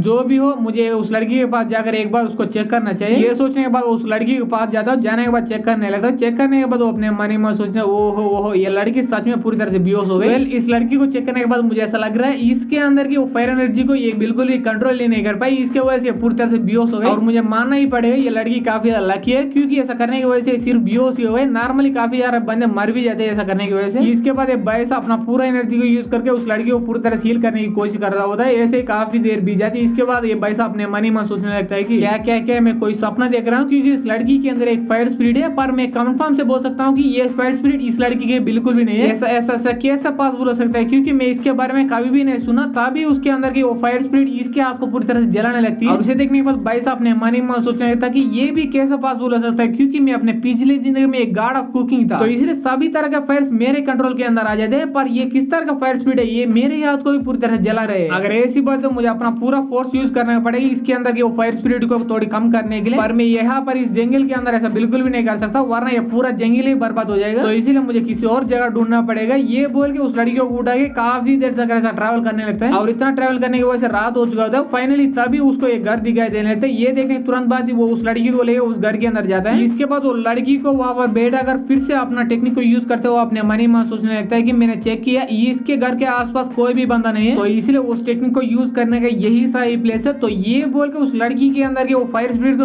तोड़ करके अपने अंदर ऑब्जर्व करने लगता है, और ऐसा करते करते अपने मन ही में सोचने लगता है यही एक तरीका है इस लड़की को बचाने के लिए। पर मैं महसूस कर सकता हूँ मैं इस लड़की के अंदर सिर्फ एक्सेसिव एनर्जी को भी ऑब्जर्व कर सकता हूँ, बल्कि पूरी फायर स्पिरिट को नहीं। और वो प्रोसेस भी काफी ज्यादा धीरे चल रहा है, तो इसलिए मुझे अपना पावर और भी बढ़ाना पड़ेगा। ये बोल के अपने पावर और भी बढ़ाने लगता है। इसके वजह से वो लड़की हवा में उड़ने लगती है, इसके वजह से वो लड़की के अंदर की फायर एनर्जी काफी तेज से इसके अंदर आने लगता है। और इसे देखने के बाद ये भाई साहब अपने मन में सोचने लगता है अरे बाप रे मैंने सोचा नहीं था इसके अंदर की फायर एनर्जी इतना खतरनाक होगा, इसके वजह से मेरा बॉडी पूरी तरह से जल रही है। अगर ऐसे ही चलता रहो तो इस लड़की बॉडी के अंदर एक्सेसिव एनर्जी ऑब्जर्व करने से पहले मेरे बॉडी पूरी तरह से जल के खाक हो जाएगी। ये सब सोच रहे होते तभी इसके बॉडी के अंदर के मैजिकल आर्टिफैक्ट रिएक्ट देने लगते हैं। उसके बाद इसके अंदर की पूरी एक्सेसिव एनर्जी को अपने अंदर ऑब्जर्व करने लगती है। ये महसूस करने के बाद भाई साहब अपने मन ही मन सोचने लगता है कि थैंक यू मैजिकल आर्टिफैक्ट और थैंक यू यूजियन इस आर्टिफैक्ट को मुझे देने के लिए। और ऐसे ही काफी देर बीत जाती है। इसके बाद वो प्रोसेस पूरी तरह से कंप्लीट हो जाता है। इसके वजह से बाहर आ जाता है। इसके बाद वो अपने मन ही मन सोचने लगता है अरे बाप रे, उसके वजह से मेरा बॉडी तो नहीं जला बल्कि मेरा पूरे कपड़े तो जल गए। अरे यार मैं क्या बेवकूफ है क्या, अभी के लिए मुझे कपड़े के बारे में नहीं बल्कि अपने आप के बारे में सोचना चाहिए। क्योंकि मैं महसूस कर सकता हूँ उसके अंदर की वो एक्सेसिव एनर्जी को मेरे बॉडी बिल्कुल भी संभाल नहीं पा रही। इसके वजह से मुझे जितना जल्दी हो सके उतना जल्दी इस एक्सेसिव एनर्जी को बाहर निकालना पड़ेगा। और लकीली अभी के लिए बाहर की तरफ बारिश हो रहा है तो इसलिए मैं आसानी से उस फ्लेम्स को बाहर निकाल सकता हूँ। ये सोचने तुरंत बाद ये बाइस अपने अंदर की पूरी एक्सेसिव एनर्जी को बाहर रिलीज करने लगता है। और ऐसे ही सुबह हो चुकी होती है तब हम देखते हैं ये लड़की नींद से जाग चुकी होती है और सोचने लगते हैं आय हाय आय हाय मैं इतना सुकून से कभी भी नहीं सोया अपने पूरी जिंदगी में। अभी इसको याद आने लगते है। इसके वजह से फिर से सोचने लगते हैं कि एक सेकंड मैं यहाँ पर क्या कर रहा हूँ। क्योंकि मुझे जितना याद था मैं उस हरामजादे के साथ फाइट कर रहा था। फाइट करते करते वही पर बेहोश हो गया था। एक सेकंड कहीं वो हरामजादे ने मेरा बेहोश होने का फोका का फायदा उठाकर वो मेरे साथ कुछ तो नहीं किया ना। ये सोचने तुरंत बाद ये काफी गुस्से से उस घर के बाहर चिल्लाते हुए आ रहे होते कि तुम कचरे कह तुम बाहर आ जाओ, आज मैं तुझे जान से ही मार डालूंगी। तभी वो सामने की तरफ देखने तुरंत बाद पूरी तरह चौंक जाते हैं क्योंकि उसके सामने काफी सारे पेड़ ऐसा जल के खाक हो चुके होते हैं। और तभी हम भाईसा की तरफ देखते हैं वो अपने मन ही मन सोचने लगता है अरे बाप रे मैंने कल रात को कुछ ज्यादा ही किया। इसके वजह से मैं बिल्कुल भी रात भर सो नहीं पाई। इसके वजह से मुझे अभी भी नींद आ रही है। उतने में वो नोटिस कर लेता है कि उसके पीछे वो लड़की आ चुकी होती है। इसे देखने के बाद ये भाई साहब बोल रहे होते हैं गुड मॉर्निंग एवरेज फिगर वाली लड़की तुम कैसे हो। ये सुने तुरंत बाद वो लड़की इसके ऊपर एक बड़ा सा लकड़ी को फेंक देती है। इसके बाद बोलने लगती है कि हरामजादे ये सारे बकवास बंद करो, तुम पहले अपना कपड़े पहन लो। ये सुने तुरंत बाद कहीं से मुझे बिल्कुल ही नहीं पता पर वो अपने कपड़े पहन लेते हैं। इसके बाद पूछने लगता है कि लड़की तेरे अंदर कोई शर्म नाम का चीज ही नहीं है क्योंकि कल रात मैंने ही तुम्हारा जान बचाई थी फिर भी तुम मेरे साथ ऐसा बर्ताव कर रहे हो। ये सुने बाद लड़की बोलने लगता है कि क्या मैंने तुमसे पूछा है कि मेरे जान बचाने के लिए नहीं इसलिए चुप हो जाओ वरना मैं तुम्हें फिर से मारने की कोशिश करूंगी। ये सुने बाद भाई साहब बोलने लगता है कि ये सारे बकवास आप बंद करो, मैं तुम्हें एक सीरियस सवाल पूछना चाहता हूँ तुम्हारे बॉडी के अंदर वो किस तरह का फायर स्पिरिट है। क्योंकि मैं महसूस कर सकता हूँ मैं कल रात उसके अंदर की एक्सेसिव एनर्जी को पूरी तरह से बाहर निकाल दिया था फिर भी इतना कम समय के अंदर वो स्पिरिट और भी ज्यादा बढ़ते जा रही है। अगर ऐसा चलता रहो आगे जाकर तुम्हारा बॉडी पूरी तरह से जल के खाक हो जाएगी। तो इसलिए मुझे सच बताओ तुम्हारे अंदर का वो फायर स्पिरिट क्या है और वो तुम्हें कैसे मिला। ये सुनने बाद लड़की जवाब देने लगते है कि जब मैं पैदा हुआ था तब से मेरे अंदर ये फायर स्पिरिट था पर ये फायर स्पिरिट क्या है और ये मेरे बॉडी के अंदर कैसा है इसके बारे में अभी तक मुझे कुछ भी नहीं पता चल रहा। अगर मैं सच बताऊं तो ये फायर स्पिरिट मेरे लिए एक वरदान भी है और एक कर्स भी है। क्योंकि ये वरदान क्यों है कि इसके वजह से मेरे अंदर काफी सारी स्पिरिचुअल एनर्जी आ जाती है। इसके वजह से मैं नॉर्मल कल्टिवेटर के कंपैरिजन में काफी तेजी से इंप्रूव हो जाती हूँ। पर यही मेरे लिए एक कर्स भी है क्योंकि इसके वजह से मेरी बॉडी काफी ज्यादा हार्ड होती है। इसके वजह से मेरे पास कोई भी नहीं आया अपने बचपन से। और इतना ही नहीं इसी की वजह से सिर्फ इसी की वजह से मेरे पेरेंट्स मेरे बचपन से लेकर अभी तक मुझे एक बार भी हक नहीं किया। और इतना ही नहीं मेरे बचपन से लेकर अभी तक मैं हर दिन ये कोल्ड स्प्रिंग में नहाती हूँ वरना ये पूरी फ्लेम्स मुझे जला के ड्रैग कर देती है। और यही नहीं बल्कि कुछ लोग ये भी सोचते हैं कि मेरे बॉडी को कोई डीमन ने पोसेस किया इसके वजह से वो लोग मेरे आसपास भी नहीं आते। ये सुनने के बाद वैसा बोलने लगता ओहो अब मुझे समझ आ गया तू उस तालाब के अंदर क्यों ना रही थी क्योंकि तुम अपना बॉडी को कूल डाउन कर रहे थे। अगर ऐसी बात है तुम बीच में ही उस तालाब से बाहर नहीं निकलना चाहिए था। ये सुनने के बाद वो लड़की को काफी ज्यादा गुस्सा आती है। इसके वजह से चिल्लाने लगते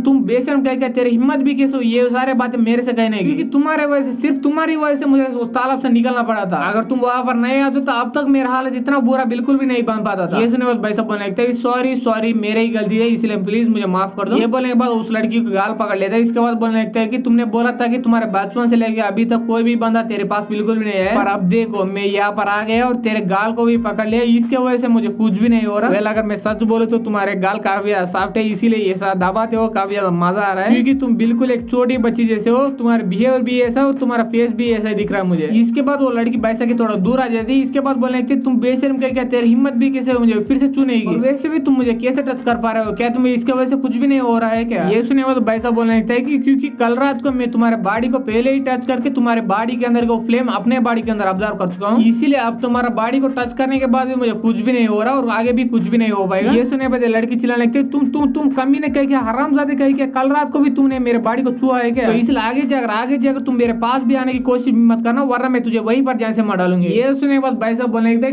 ठीक है मैं बिल्कुल भी नहीं आऊंगा पर मुझे ऐसा लग रहा है तुम्हारे टेम्परेचर की वजह से नहीं बल्कि तुम्हारे एटीट्यूड की वजह से तुम्हारे पास कोई भी नहीं आ रहा है क्योंकि मुझे पूरा यकीन है कि तेरे एवरेज फिगर के साथ कोई भी बंदा तुझे अप्रोच बिल्कुल भी नहीं करेगा। ये सुने बाद लड़की बोलने लगता है ऐसा तुम सोचते हो पर वो गलत है क्योंकि वो फूड एंड स्पिरिट एकेडमी के अंदर मेरे पीछे काफी लड़के ऑलरेडी पड़े हुए हैं और मैं ही उन सारे लड़कों को बिल्कुल ही भावी नहीं देता। ये सुने बाद भाई साहब उस लड़की के पास जाता है। जाने के बाद पूछ रहा होता है क्या क्या क्या तुम भी वो फूड एंड स्पिरिट अकेडमी के स्टूडेंट हो क्या? अगर ऐसी बात है अच्छी बात है, अच्छी बात है, क्योंकि मैं भी उसी फूड एंड स्पिरिट अकेडमी के अंदर ज्वाइन करने के लिए वहां पर जा रहा हूँ, तो इसलिए हम दोनों वहां पर साथ में जाएंगे। ये सुनने पर तो लड़की बोले थे क्या क्या क्या तुम मेरे अकेडमी के अंदर ज्वाइन होने के लिए वहां पर जा रहे हो? अगर ऐसी बात तुम भूल जाओ, क्योंकि तुम जैसे नल्ले बंदे उस अकेडमी के अंदर बिल्कुल भी ज्वाइन ही नहीं हो पाएंगे, क्योंकि मैं लिख के बोल सकते हूँ वहां पर ज्वाइन होने के लिए काफी स्ट्रांग बंदे आते हैं, और तुझे भी अच्छी तरह से पता है कि वहां पर ज्वाइन होने के लिए तुझे ताकत की जरूरत पड़ेगी, ना कि ऐसा ट्रिक्स और ट्रैप्स की। ये सुनने पर भाई साहब बोलने लगते हैं मुझे इतना भी अंडरएस्टिमेट मत करो, क्योंकि मैं भी काफी ज्यादा ताकतवर हूँ। ये सुनने पर लड़की बोलने लगते हैं कि वो सब तो ठीक है, अगर तुम वहां पर ज्वाइन होना चाहते हो तो उसके बाद तुम्हारे पास ताकत के साथ साथ एक फेमिलियर बीस भी होना चाहिए। क्या तुम्हारे पास सच में एक फेमिलियर बीस है क्या? ये सुनने पर भाई साहब बोलने लगते हैं नहीं अभी तक तो नहीं, अभी तक मैं कोई भी स्पिरिट बीस को कंट्रोल करके अपना फेमिलियर बीस बिल्कुल भी बन ही नहीं पाया हूँ। ये बोलने के बाद भाई साहब अपने मन ही मन सोचने लगता है कि मुझे अच्छी तरह से पता है कि मेरे जैसे फूड मास्टर को अपने पूरी जिंदगी एक बार 3 ही फेमिलियर बीस रखना जरूर है, तो इसीलिए मुझे अपने फेमिलियर बीस को सोच समझ के बनाना पड़ेगा, वरना मेरे लिए पूरी तरह से नुकसान हो जाएगा। तो इसीलिए मैं थोड़ा समय लेके स्ट्रांग सा स्पिरिट बीस ढूंढूंगा और उसी को अपना फेमिलियर बीस भी बना लूंगा। इसके बाद ये लड़की बैसा की तरफ एक स्टोन को फेंकते हुए बोला होता है तुमने कल रात मेरे जान बचाए, तो इसीलिए उसी के बदले में तुझे स्टोन दे रही हूँ। ये सुने तुरंत बाद ये बैसा उस स्टोन को पकड़ लेता है। इसके बाद वो लड़के आगे बोल रहे होते हैं कि इसका नाम नेलिंग स्टोन है, अगर तुम इस स्टोन को रिफाइन कर रहे हो उसके बाद ये स्टोन एक पेंडेंट में बदल जाएगा, और उसके बाद वो कोई स्पिरिट बीस्ट को तुम इसके अंदर कैप्चर करके अपना फेमिलियर बीस्ट बना सकते हो। ये सुने बाद बैसा थैंक यू बोल के उस स्टोन को तुरंत रिफाइन करने लगता है, और ऐसे ही कुछ देर बीत जाती है। इसके बाद फाइनली उसका रिफाइनिंग प्रोसेस कंप्लीट हो जाती है और वो स्टोन पेंडेंट में बदल जाती है। इसके बाद वो पेंडेंट को अपने शर्ट के अंदर रखते हो बैसा अपने मन ही मन सोचना लगता है अब मेरे पास फाइनली ये पेंडेंट भी आ चुका है, तो इसीलिए मुझे एक स्ट्रांग सा स्पिरिट बीस्ट को ढूंढना ही जरूरत है। और ये सारी रिफाइनिंग प्रोसेस को देखने के बाद लड़की अपने मन ही मन सोचने लगता है कि मानना ही पड़ेगा इस बंदे को, क्योंकि इसका कल्टिवेशन काफी ज्यादा लो है, फिर भी इतना रिफाइनिंग प्रोसेस को इतना आसान से कर दिया। वहां पर खड़े होकर सब सोच ही रहे होते तभी इसके पीछे से कुछ ऐसा जाता है। ये महसूस करने के बाद ये अपने मन ही मन सोचने लगता है क्या क्या क्या क्या मेरे पीछे क्या गया हुआ है, और इसका एहसास बैसा को भी लग जाती है। इसके वजह से बोलने लगता है कि वो यहाँ पर भी कोई स्पिरिट बीस्ट है क्या? अगर ऐसी बात तो मानना ही पड़ेगा भाई, क्योंकि मुझे नहीं लगा था कि इस जैसा बेकार से प्लेस के अंदर कोई स्पिरिट बीस्ट भी होगा। ये बोल के बैसा वहां से जाने लगता है, और इसे देखने के बाद लड़की बोलने लगता है क्या क्या क्या तुम उस स्पिरिट बीस्ट को अपना फेमिलियर बीस्ट बनने के बारे में सोच रहे हो? ऐसा सोचते हो तुम बिल्कुल गलत हो, क्योंकि वो बीस्ट काफी ज्यादा हाई लेवल की है और काफी ज्यादा तेज भी है। ये सुनने के बाद बैसा बोलने लगता है कि लड़की तुम पूरी तरह से गलत हो, क्योंकि उससे मैं अपना फेमिलियर बीस्ट बिल्कुल भी बनाना नहीं चाहता हूँ, क्योंकि वो स्पिरिट बीस्ट की इतना औकात नहीं, तो इसलिए मैं उसको मार के उसके अंदर के कोर को यूज करके कुछ लोगों को बुद्धू बनाना चाहता हूँ। और मैं भी मानता हूँ अगर वो स्पिरिट बीस्ट पूरी तरह से ठीक होता वो काफी ज्यादा तेज होता, मैं उसे बिल्कुल भी पकड़ नहीं पाता, पर वो अब काफी ज्यादा इंजूर हो जाए, तो इसलिए मैं उसे आसान से पकड़ सकता हूँ। ये सुनने के बाद लड़की पूछने लगती है क्या क्या वो इंजूर हो गया, पर तुझे कैसे पता? ये सुनने के बाद बैसा नीचे की तरफ दिखाते हुए बोला होता है एक बार उस जमीन की तरफ देखो, वहां पर उस बीस के खून की निशाने पड़े हुए हैं, और मुझे ऐसा लग रहा है उस बीस को ऐसा वैसे इंजरी नहीं बल्कि काफी गहरी इंजरी लगी हुई है। ये सुनने के बाद लड़की अपने मन ही मन सोचने लगती है अरे बाप रे ये बंदा असल में कौन है, क्योंकि मैं बिल्कुल भी इसे ऑब्जर्व ही नहीं कर पाए, वो इतना तेजी से जा रहे की वजह से। और ये दो लोग ऐसे बातें करते करते वो स्पिरिट बीस्ट के सामने अगर पहुंच जाते तब वो देखते हैं उस स्पिरिट बीस्ट के पैर के ऊपर एक बढ़िया सा चोट लग चुका होता है। और इसे देखने के बाद लड़की बोलने लगती है मानना पड़े भाई तुझे, क्योंकि तुम्हारा लक आज काफी ज्यादा अच्छा है, क्योंकि ये हाई लेवल का स्पिरिट बीस्ट है, इसका नाम लाइटनिंग कैट है। अगर ये इंजरी नहीं होता तो तुम बिल्कुल भी इसे कैच भी नहीं कर पाते थे। ये सुनने के बाद भाई साहब अपने मन ही मन सोचने लगता है कि हाँ इस लड़की ने सही बोला, पर इसका लेवल इतना भी है नहीं है, तो इसे सिर्फ इसीलिए मैं इस कैट को मार के इसके कोर को यूज करके मैं सभी लोगों को बेवकूफ बना सकता हूँ। और ये दोनों लोगों को सामने की तरफ देखने के बाद वो कैट अपना पूरा पावर यूज करके वहां से भागने की कोशिश कर रहा होता है। इसे देखने के बाद भाई साहब बोल रहा होता ओ किटी किटी तुम कहां पर भागने की कोशिश कर रहे हो, मेरे रहते हुए तुम कहीं बार भी नहीं भाग पाओगे, ये बोल ही रहा होता। तभी वो कैट वहां से धूम धड़ा के ऐसा भागने लगते थे। तभी वैसा एक टेक्निक को यूज कर लेता और अपने पास की पेंडेंट को उस बिल्ली की तरफ फेंक देता। इसकी वजह से वो बिल्ली उस पेंडेंट के अंदर पूरी तरह से फंस जाती है। और गाइस मुझे ऐसा लग रहा है इस मानवा के राइडर ने अपने बचपन में कुछ ज्यादा पोकेमॉन देख लिया है। और स्पिरिचुअल टेक्निक को देखने के बाद ये लड़की अपने मन ही मन सोचने लगता आय हाय इस बंदे को मानना ही पड़ेगा, इस बंदे के पास वो स्पिरिचुअल टेक्निक काफी भी कमाल का है। और इसे देखने के बाद मुझे ऐसा लग रहा है ये भी मेरे तरफ कुछ ऐसा बढ़िया सीक्रेट छुपा रहा है मेरे से। उतने में वहां पर कोई बंदा आ जाए तो आने के बाद तुरंत ही चिल्लाने लगता है कि तुम लोगों की हिम्मत भी कैसे मेरे डेलिकेसी क्लब के प्रे को चुराने की, क्या तुम्हें मरना है क्या? ये सुनने के बाद भाई साहब थोड़ा कंफ्यूज हो जाते हैं। इसके बाद पूछने लगता है कि क्या डेलिकेसी क्लब, क्या इसका मतलब यहाँ पर आसपास कोई रेस्टोरेंट खुला हुआ है क्या? ये सुनने के बाद लड़की बोलने लगती है तुम्हें सुनने में ऐसा लग रहा होगा पर वो डेलिकेसी क्लब काफी ईविल ऑर्गेनाइजेशन है, क्योंकि ये लोग सारे मिलकर कुछ ऐसा वीक कल्टिवेटर्स को ढूंढते हैं, उसे जान से मार डालते हैं या उनका कल्टिवेशन बेस पूरी तरह से बर्बाद करते हैं। उसके बाद वो वीक कल्टिवेटर के पास जो आइटम्स होते हैं, जो स्पिरिचुअल वेपन्स होते हैं, वो सारे यही छीन लेते हैं। ये सुनने के बाद सामने वाला बंदा बोलने लगता है हाँ हम वैसे ही करते हैं, हम इतना ही कमी नहीं, क्या तुम्हें इससे कोई प्रॉब्लम है क्या? उसके बारे में एक सेकंड के लिए साइड में रखो, क्योंकि उस लाइटनिंग कैट को मैं 7 दिन तक ऐसा पीछे करते रहा और उसे काफी ज्यादा इंजूर भी करता रहा। इतना सब करने के बाद जब मैं फाइनली उस लाइटनिंग कैट को पकड़ने आने वाला था, तभी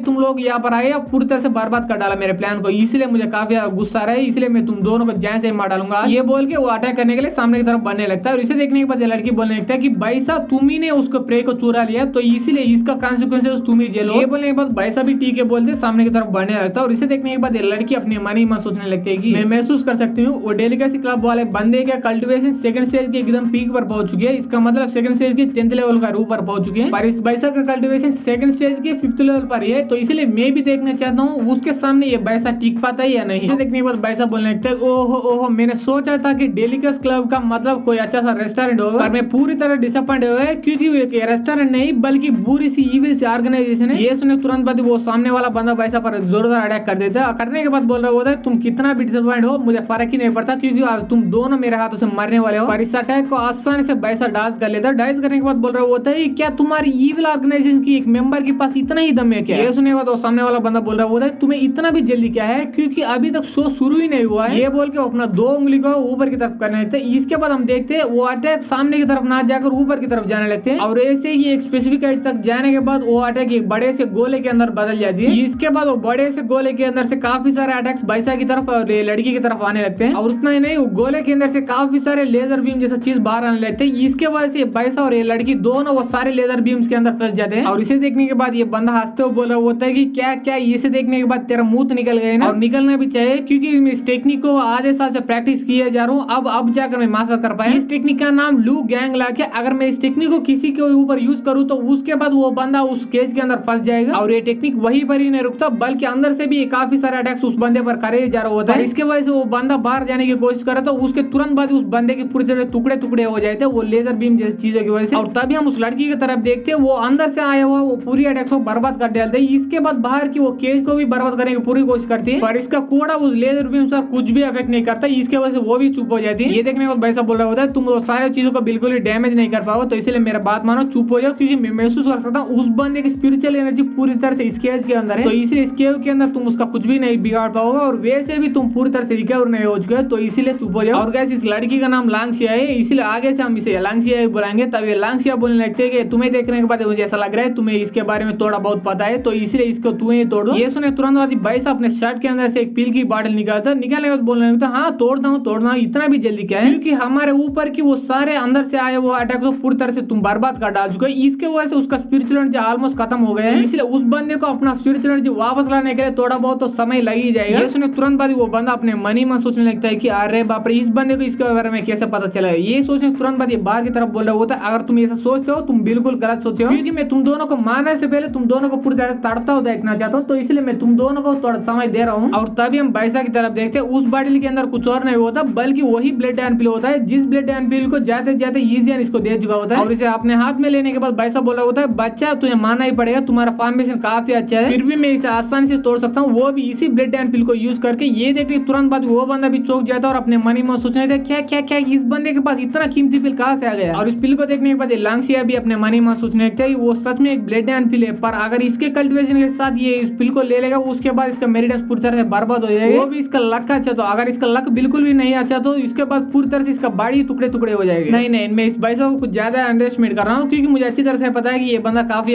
इंटेलिजेंट है, तो इसलिए मुझे ऐसा लग रहा है ये इस पिल को दिखाकर और सामने वाले बंदे को पूरी तरह डराने की कोशिश कर रहा है। ये सोच रहे होते तभी वो बैसा उस पिल को ले लेते लेने तुरंत बाद कहा जाता है, इसे देखने के बाद ये पूरी तरह से हिल जाती है और तभी हम वो सामने वाले बंदे की तरफ देखते हैं वो अपने बच्चा कुछ पूरा पावर को यूज करके उस केज को इन दोनों के और भी पास लाने लगता है। और तभी लांगसिया बोल रहा होता है क्या बैसा क्या तुम पागल हो गए उस पिल को तूने क्यों क्या लिया। और तभी हम बैसा की तरफ देखते हैं वो उस पिल के अंदर की पूरी एनर्जी को अपने अंदर ऑब्जर्व कर लेते हैं। इसके बाद बोलने लगता है कि तुम्हें मेरे बारे में चिंता करने की कोई भी जरूरत नहीं क्योंकि मैं तुम्हारे अंदर इतना खतरनाक फ्लेम्स वो भी ऑब्जर्व कर रहा है, क्या तुझे सच में लगता है ये छोटा सा पिल मुझे कुछ कर पाएगा। और ये देखने के बाद ये लांगसिया भी पूरी तरह से चौकी पड़ी होती है। इसके बाद वो अपने मन ही मन सोचते हैं हाँ ये सच बोल रहा है, ये उस पिल के आर को पूरी तरह से यूज कर पा रहा है, पर ऐसा कैसे हो सकता है, ये सिर्फ सेकंड स्टेज के 5th लेवल के ऊपर ही है। तभी बैसा बोल रहा होता है कि देखो भाई तुम्हारा आधे साल का मेहनत को मैं एक ही सेकंड के अंदर कैसे बर्बाद कर डालता हूँ। ये बोले तुरंत बाद अपना पूरा एनर्जी को अपना फिश के अंदर ला लेता, लाने के तुरंत बाद ये एक जोरदार मुक्का उस केज पर कर देता है। ये देखने के बाद हंसते हुए सामने वाला बंदा बोल रहा होता है तुम कितना भी कोशिश कर लो मेरे केज बिल्कुल ही टूट ही नहीं वाला और तू इतना भी कोशिश मत करना वरना तेरे को बूबू आएगा। और तभी हम बैसा की तरफ देखते वो आसानी से उस केज को तोड़ देते, इसके बाद बोलने लगते हैं कि बूबू आएगा तेरे बाप को। ये बोलने के तुरंत बाद वो उस बंदे के पास आ जाते, आने के तुरंत बाद एक जोरदार अटैक उसके फेस पर कर देते, इसके वजह से वो काफी काफी दूर जाकर ऐसा गिर जाता है। और गाइस ये सीन को देखकर मुझे वन पीस के अंदर गोल्ड राजर की डिवाइन डिपार्चर याद आ रहा है। और आपको और तब हम बाइसा की तरफ देखते हैं, वो बोल रहा होता है कि इतना साल के बाद मुझे इतना स्ट्रॉन्ग पंच करते हुए काफी अच्छा महसूस हो रहा है। और इसे देखने के बाद ये लांगसिया का मुंह खुला का खुला रह जाता है। इसके बाद वो अपने मन ही मन सोचने लगता है क्या मैं कोई सपना देख रहा हूँ क्या, क्योंकि उसने उस ब्लड एंड पिल को खा लिया, उसके बाद उसके अंदर के पूरे एनर्जी को यूज करके एक पंच भी मार लिया, उसके बाद इसके ऊपर छोटा सा खरोच भी नहीं आया। मुझे ऐसा लग रहा है मैं इस बंदे को कितना मिस्टीरियस समझा, उससे भी काफी ज्यादा मिस्टीरियस है। और तब हम उस बंदे की तरफ देखते हैं, वो नीचे गिरने के बाद भी बिल्कुल भी चुप नहीं बैठ रहा होता, वो चिल्लाया जा रहा होता है क्या तुझे पता है कि मैं कौन हूँ? मैं डेलीकेसी ग्रुप के एक नॉर्मल मेंबर नहीं बल्कि एक खास मेंबर हूँ, फिर भी तुम्हारी हिम्मत भी कैसे हुई मुझे आकर मुझे अटैक करने की? ये सुने तुरंत बाइसा उसके पास जाता, उसके गाल खींचते हुए बोला था मुझे घंटा भी फर्क नहीं पड़ता तुम कौन हो। ये सुने बाद सामने वाला बंदा छोड़ दो मुझे काफी ज्यादा दर्द हो रहा है। इसके बाद बाइसा उसे छोड़ देते, इसके बाद बोलने लगता है कि तुम एक ईविल ऑर्गेनाइजेशन की मेंबर हो, तो इसलिए तुम्हारी ईविल ऑर्गेनाइजेशन की भाषा में बात करूंगा। मैं तुमसे काफी ज्यादा स्ट्रांग हूँ, तो इसलिए अगर मैं चाहता तो तुझे मार सकता हूँ, तो इसलिए तुम मेरे बात मानो अब से। तो इसलिए मैं कह रहा हूँ तुम उस लाइटनिंग कैट को कितना देर से पीछे कर रहा हूँ मुझे फर्क ही नहीं पड़ता, क्योंकि वो फाइनली मेरा है। तो इसलिए क्या तुझे इससे कोई एतराज है? ये सुनेगा तो सामने वाला बंदा बोलने लगता है नहीं प्लीज सर मुझे माफ कर दो, मैं ही गलत था, और वो लाइटनिंग कैट भी आपके पास ही रख लो, पर प्लीज मुझे यहाँ से जिंदा वापस जाने दे, उसके बाद मैं आपका एहसान अपने पूरी जिंदगी पर नहीं भूलूंगा। ये सुने बाद भाई साहब बोलने लगता है क्या तुम भूल गए हो कि हम तुम्हारे ईविल ऑर्गेनाइजेशन की भाषा में बात कर रहे हो, तो इसलिए अगर तुम यहाँ से जिंदा वापस जाना चाहते हो तो उसके लिए तुम्हें कुछ प्राइस पे करना पड़ेगा। ये सुने बाद वो बंदा भी थोड़ा चौंक जाता है और पूछने लगता है कि प्राइस पर किस तरह का प्राइस? और तभी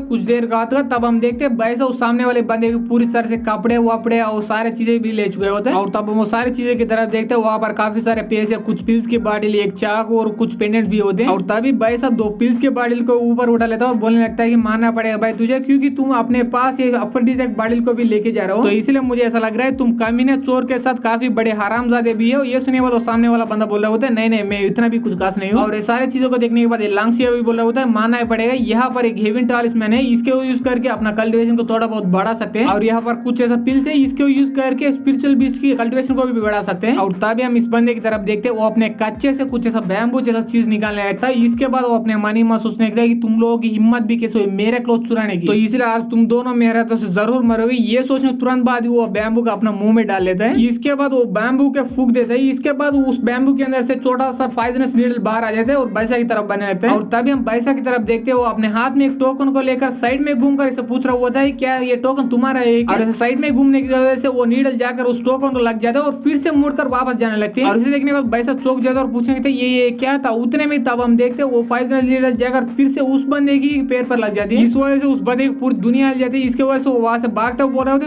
तुम कमी नहीं कहीं मेरे बात याद रखो, मैं आगे जाकर आकर तुम दोनों को मार डालूंगा। ये देखने के बाद लांगसिया पूछ रहे होते क्या बाइसा तुम उस बंदे को नहीं मारने वाले हो क्या? ये सुनने के बाद बाइसा बोल रहा होता है नहीं बिल्कुल भी नहीं, क्योंकि उसी का प्रे को चुरा कर उसी को जान से मार डाला, मैं इतना भी कमीना नहीं हूं। और वैसे भी मैं यहाँ पर सिर्फ उस लाइटनिंग कैट को कैच करने के लिए आया हूँ, इस जैसे कमीने को मारने के लिए नहीं। और वैसे भी मैं इस लाइटनिंग कैट को पहले ही कैच कर चुका हूँ, तो इसलिए इस कमीने से मुझे कोई भी काम नहीं। ये सुनने बाद लांगसिया अपने मनी मन सोचने लगते हैं कि मैं ऑलमोस्ट इसके बारे में भूल ही गया था कि ये कितना जल्दी वो स्पिरिट बीस्ट को अपने पेंडेंट के अंदर खींच चुका है। नॉर्मल ऐसा करने के लिए काफी ज्यादा समय लग जाता है, पर ये इतना आसानी से कर लिया, तो इसलिए मुझे आगे जाकर इस बंदे से थोड़ा बहुत संभाल के रहना पड़ेगा। इसके बाद वो दोनों मिलकर फूड एंड स्पिरिट अकेडमी की तरफ बढ़ने लगता है और ऐसे ही 3 घंटे बीत जाते हैं। इसके बाद फाइनली वो फूड एंड स्पिरिट अकेडमी के पास आकर पहुंच जाते हैं। तभी लांगसिया बोलने लगते हैं कि बैसाम फाइनली यहाँ पर आ चुके हैं। वो सामने वाला दिखने एक माउंटेन का नाम ही बैसाम माउंटेन है और उसी माउंटेन के ऊपर हमारा food and spirit academy situated है। और तभी हम उस माउंटेन के ऊपर चढ़ने वाले सीढ़ियों की तरफ देखते हैं, वहाँ पर कुछ लोग मिलके एक बंदे को नीचे की तरफ फेंक रहे होते हैं। इसके बाद वो सारे लोगों में से मेन वाला बंदा बोल रहे होते हैं तुम कचरे कहीं का, तेरी हिम्मत भी कैसे हुई हमारे माउंटेन के ऊपर आने की कोशिश करने की, क्योंकि तेरे पास इतना औकात ही नहीं है और इसके साथ साथ तुम्हारे पास कोई भी फेमिलियर बीस नहीं है। और तुम जैसे नल्ले बंदे के लिए मैं फिर से बता रहा हूँ, अगर तुम लोगों को ये माउंटेन के ऊपर जाना चाहिए तो उससे पहले तुम्हारे पास एक फेमिलियर बीस्ट होना चाहिए और उसके साथ साथ वो फेमिलियर बीस्ट काफी ज्यादा स्ट्रांग होनी चाहिए। और मैं तुम लोगों के लिए फिर से बता रहा हूँ, ये फूड एंड स्पिरिट अकेडमी इस दुनिया के अंदर one of the best academy है, तो इसलिए इस जैसे कमाल के अकेडमी के अंदर एडमिट होने के लिए तुम भी कमाल का होना चाहिए, क्योंकि तुम जैसे एवरेज लोग इस अकेडमी के अंदर ज्वाइन होंगे, उसके बाद तुम सारे मिलकर इस अकेडमी को भी एवरेज बना देंगे, पर मेरे रहता मेरे में ऐसा सपने भी नहीं होने वाला। तो इसलिए तुम जैसे नल्ले बंदे को ऐसा दफा करना ही मेरा काम है। ये देखने वाला भाई साहब पूछ रहा होता है यहाँ पर असल में क्या हो रहा है, क्योंकि मैंने सोचा था कि यहाँ पर एंट्रेंस एग्जाम हो रहा है, पर यहाँ पर ये सारे लोग मिलकर हम जैसे लोगों को धक्के मार के बाहर निकाल रहे हैं। ये सुने बाद लांगसिया बोलने लगता है क्या तो सच में लगता है तेरे जैसे नल्ले लोगों को, यानी किसके पास वो फेमिलियर बीस नहीं होता, वो सारे लोगों को हमारे food and spirit academy admission देगी, तो इसीलिए ये सारे लोग मिलकर जिसके पास वो फेमिलियर बीस नहीं होता उन सारे लोगों को धक्के मार के बाहर निकल रहे हैं। ये सुनिए भाई साहब बोलने लगता है सीनियर आपको क्यों ऐसा लग रहा है कि मेरे पास कोई भी फेमिलियर फेमिलियर बीस्ट नहीं है। ये सुनने के बाद लांगसिया बोलने लगते हैं मैं तुमसे दो बात कहना चाहता हूँ। पहले बात यह है कि तुमने उस लाइटिंग कैट को अपने पेंडेंट के अंदर कैप्चर तो कर लिया, और ये 3 घंटे के बाद भी तुमने उस स्वैट को अपना फेमिलियर बीस्ट बिल्कुल भी बना नहीं पाए। और दूसरा बात है मैं तुम्हारा कोई भी सीनियर नहीं, तो इसलिए मुझे सीनियर बिल्कुल भी मत बुलाओ आगे जाकर। ये सुनिए तुरंत बाद बैसा उसके पास आ जाए, तो आने के तुरंत बाद बोलने लगते हैं कि अगर ऐसी बात आगे जाकर मैं तुझे जूनियर बुलाऊंगा। पहले हम दोनों एक छोटा सा बेट लगाए थे, अगर इस टेस्ट में मैं पास हो गया तो उसके बाद तुम हमेशा के लिए मुझे सीनियर बुलाओगे। नहीं नहीं, मुझे बिल्कुल भी गलत मत समझना, क्योंकि तुमने ही पहले बोला था कि फूड एंड स्पिरिट एकेडमी के अंदर तेरे पीछे काफी सारे लोग पड़े हुए हैं, तो इसलिए अगर तुम मेरा जूनियर बन जाओगे उसके बाद वो सारे लोगों से मैं तुम्हारा प्रोडक्शन करूंगा। ये सुनने के बाद लांगसिया बोलने लगते हैं कि ये सारे बकवास बंद करो, क्योंकि तुम्हारे प्रोडक्शन की मुझे कोई भी जरूरत नहीं है, और वैसे भी क्या तुझे पता है कि मेरा ओरिजिनल आइडेंटिटी क्या है। ये सुनने के बाद बैसा बोलने लगता है कि नहीं नहीं मुझे बिल्कुल भी नहीं पता, तो इसलिए मुझे पता था। ये सुनने के बाद लांगसिया बोलने लगते हैं नहीं नहीं मेरे आइडेंटिटी के बारे में एक सेकंड के लिए साइड में रखो, और मुझे पूरा यकीन है कि तुम इस टेस्ट में बिल्कुल ही पास ही नहीं हो पाए, तो इसलिए मैं तुम्हारे साथ बेस्ट लगाने के लिए तैयार हूँ। ये सुने तुरंत बाद ठीक है बोल के बैसा उस मेन वाला बंदे के सामने जाता हूँ। जाने के बाद बोलने लगता है हाय ब्रो, मैं इस अकेडमी के अंदर ज्वाइन होने के लिए आया हूँ। ये सुनने बाद सामने वाला बंदा बोला होता है मैंने मेरा पूरी तरह से सुना, तुम सीनियर सिस्टर लांगसिया के सामने कितना बड़े बड़े फेंक रहे थे, तुम्हारे पास एक फेमिलियर बीस्ट रखने के लिए भी औकात नहीं है, फिर भी तुम सीनियर सिस्टर लांगसिया को अपना जूनियर बनाना चाहते हो। मैं यानी जांग डाजू को रेत पर में सपने भी नहीं होने वाला, ये बोल के अपने पास के पेंडेंट को बैसा की तरफ फेंक देते हैं, और तभी हम देखते हैं उसी पेंडेंट के अंदर उसका फेमिलियर बीस्ट यानी एक बड़ा सा वुल्फ बाहर आ जाती है। ये देखने के बाद लांगसिया बोलने लगता है जांग डाजू तुम्हें इतना ज्यादा करने की कोई भी जरूरत नहीं है। ये देखने के बाद बैसा बोलने लगता है कि मैंने सोचा था कि तुम्हें अपना स्पिरिट बीस्ट दिखा लो, उसके बाद ये टेस्ट आसानी से पास हो जाऊंगा, पर अब मुझे ऐसा लग रहा है वो काफी नहीं होगा, बल्कि तुम्हारा बीस्ट को अपना औकात दिखाना पड़ेगा तभी मैं ये टेस्ट पास होऊंगा। ये बोलने तुरंत बाद वो अपने हाथ में वो पेंडेंट को ले लेता और उस पेंडेंट के ऊपर एक सीक्रेट टेक्निक को यूज करने लगता है। ये टेक्निक को यूज करने के तुरंत बाद वो पेंडेंट के अंदर से वो लाइटनिंग कैट फिर से बाहर आ जाए, तो आने के तुरंत बाद काफी तेज से इस वुल्फ की तरफ बढ़ने लगती है, और उसे देखने के बाद वो वुल्फ भागने की कोशिश करते हैं, पर ये लाइटनिंग कैट बिल्कुल ही उसे भागने नहीं देता, वही पर जान से मार डालती है, और अपना फेमिलियर बीस्ट मारता हुआ देखकर जांग डाजू को पूरी तरह से फट के चौसठ हो जाती है। और तभी आप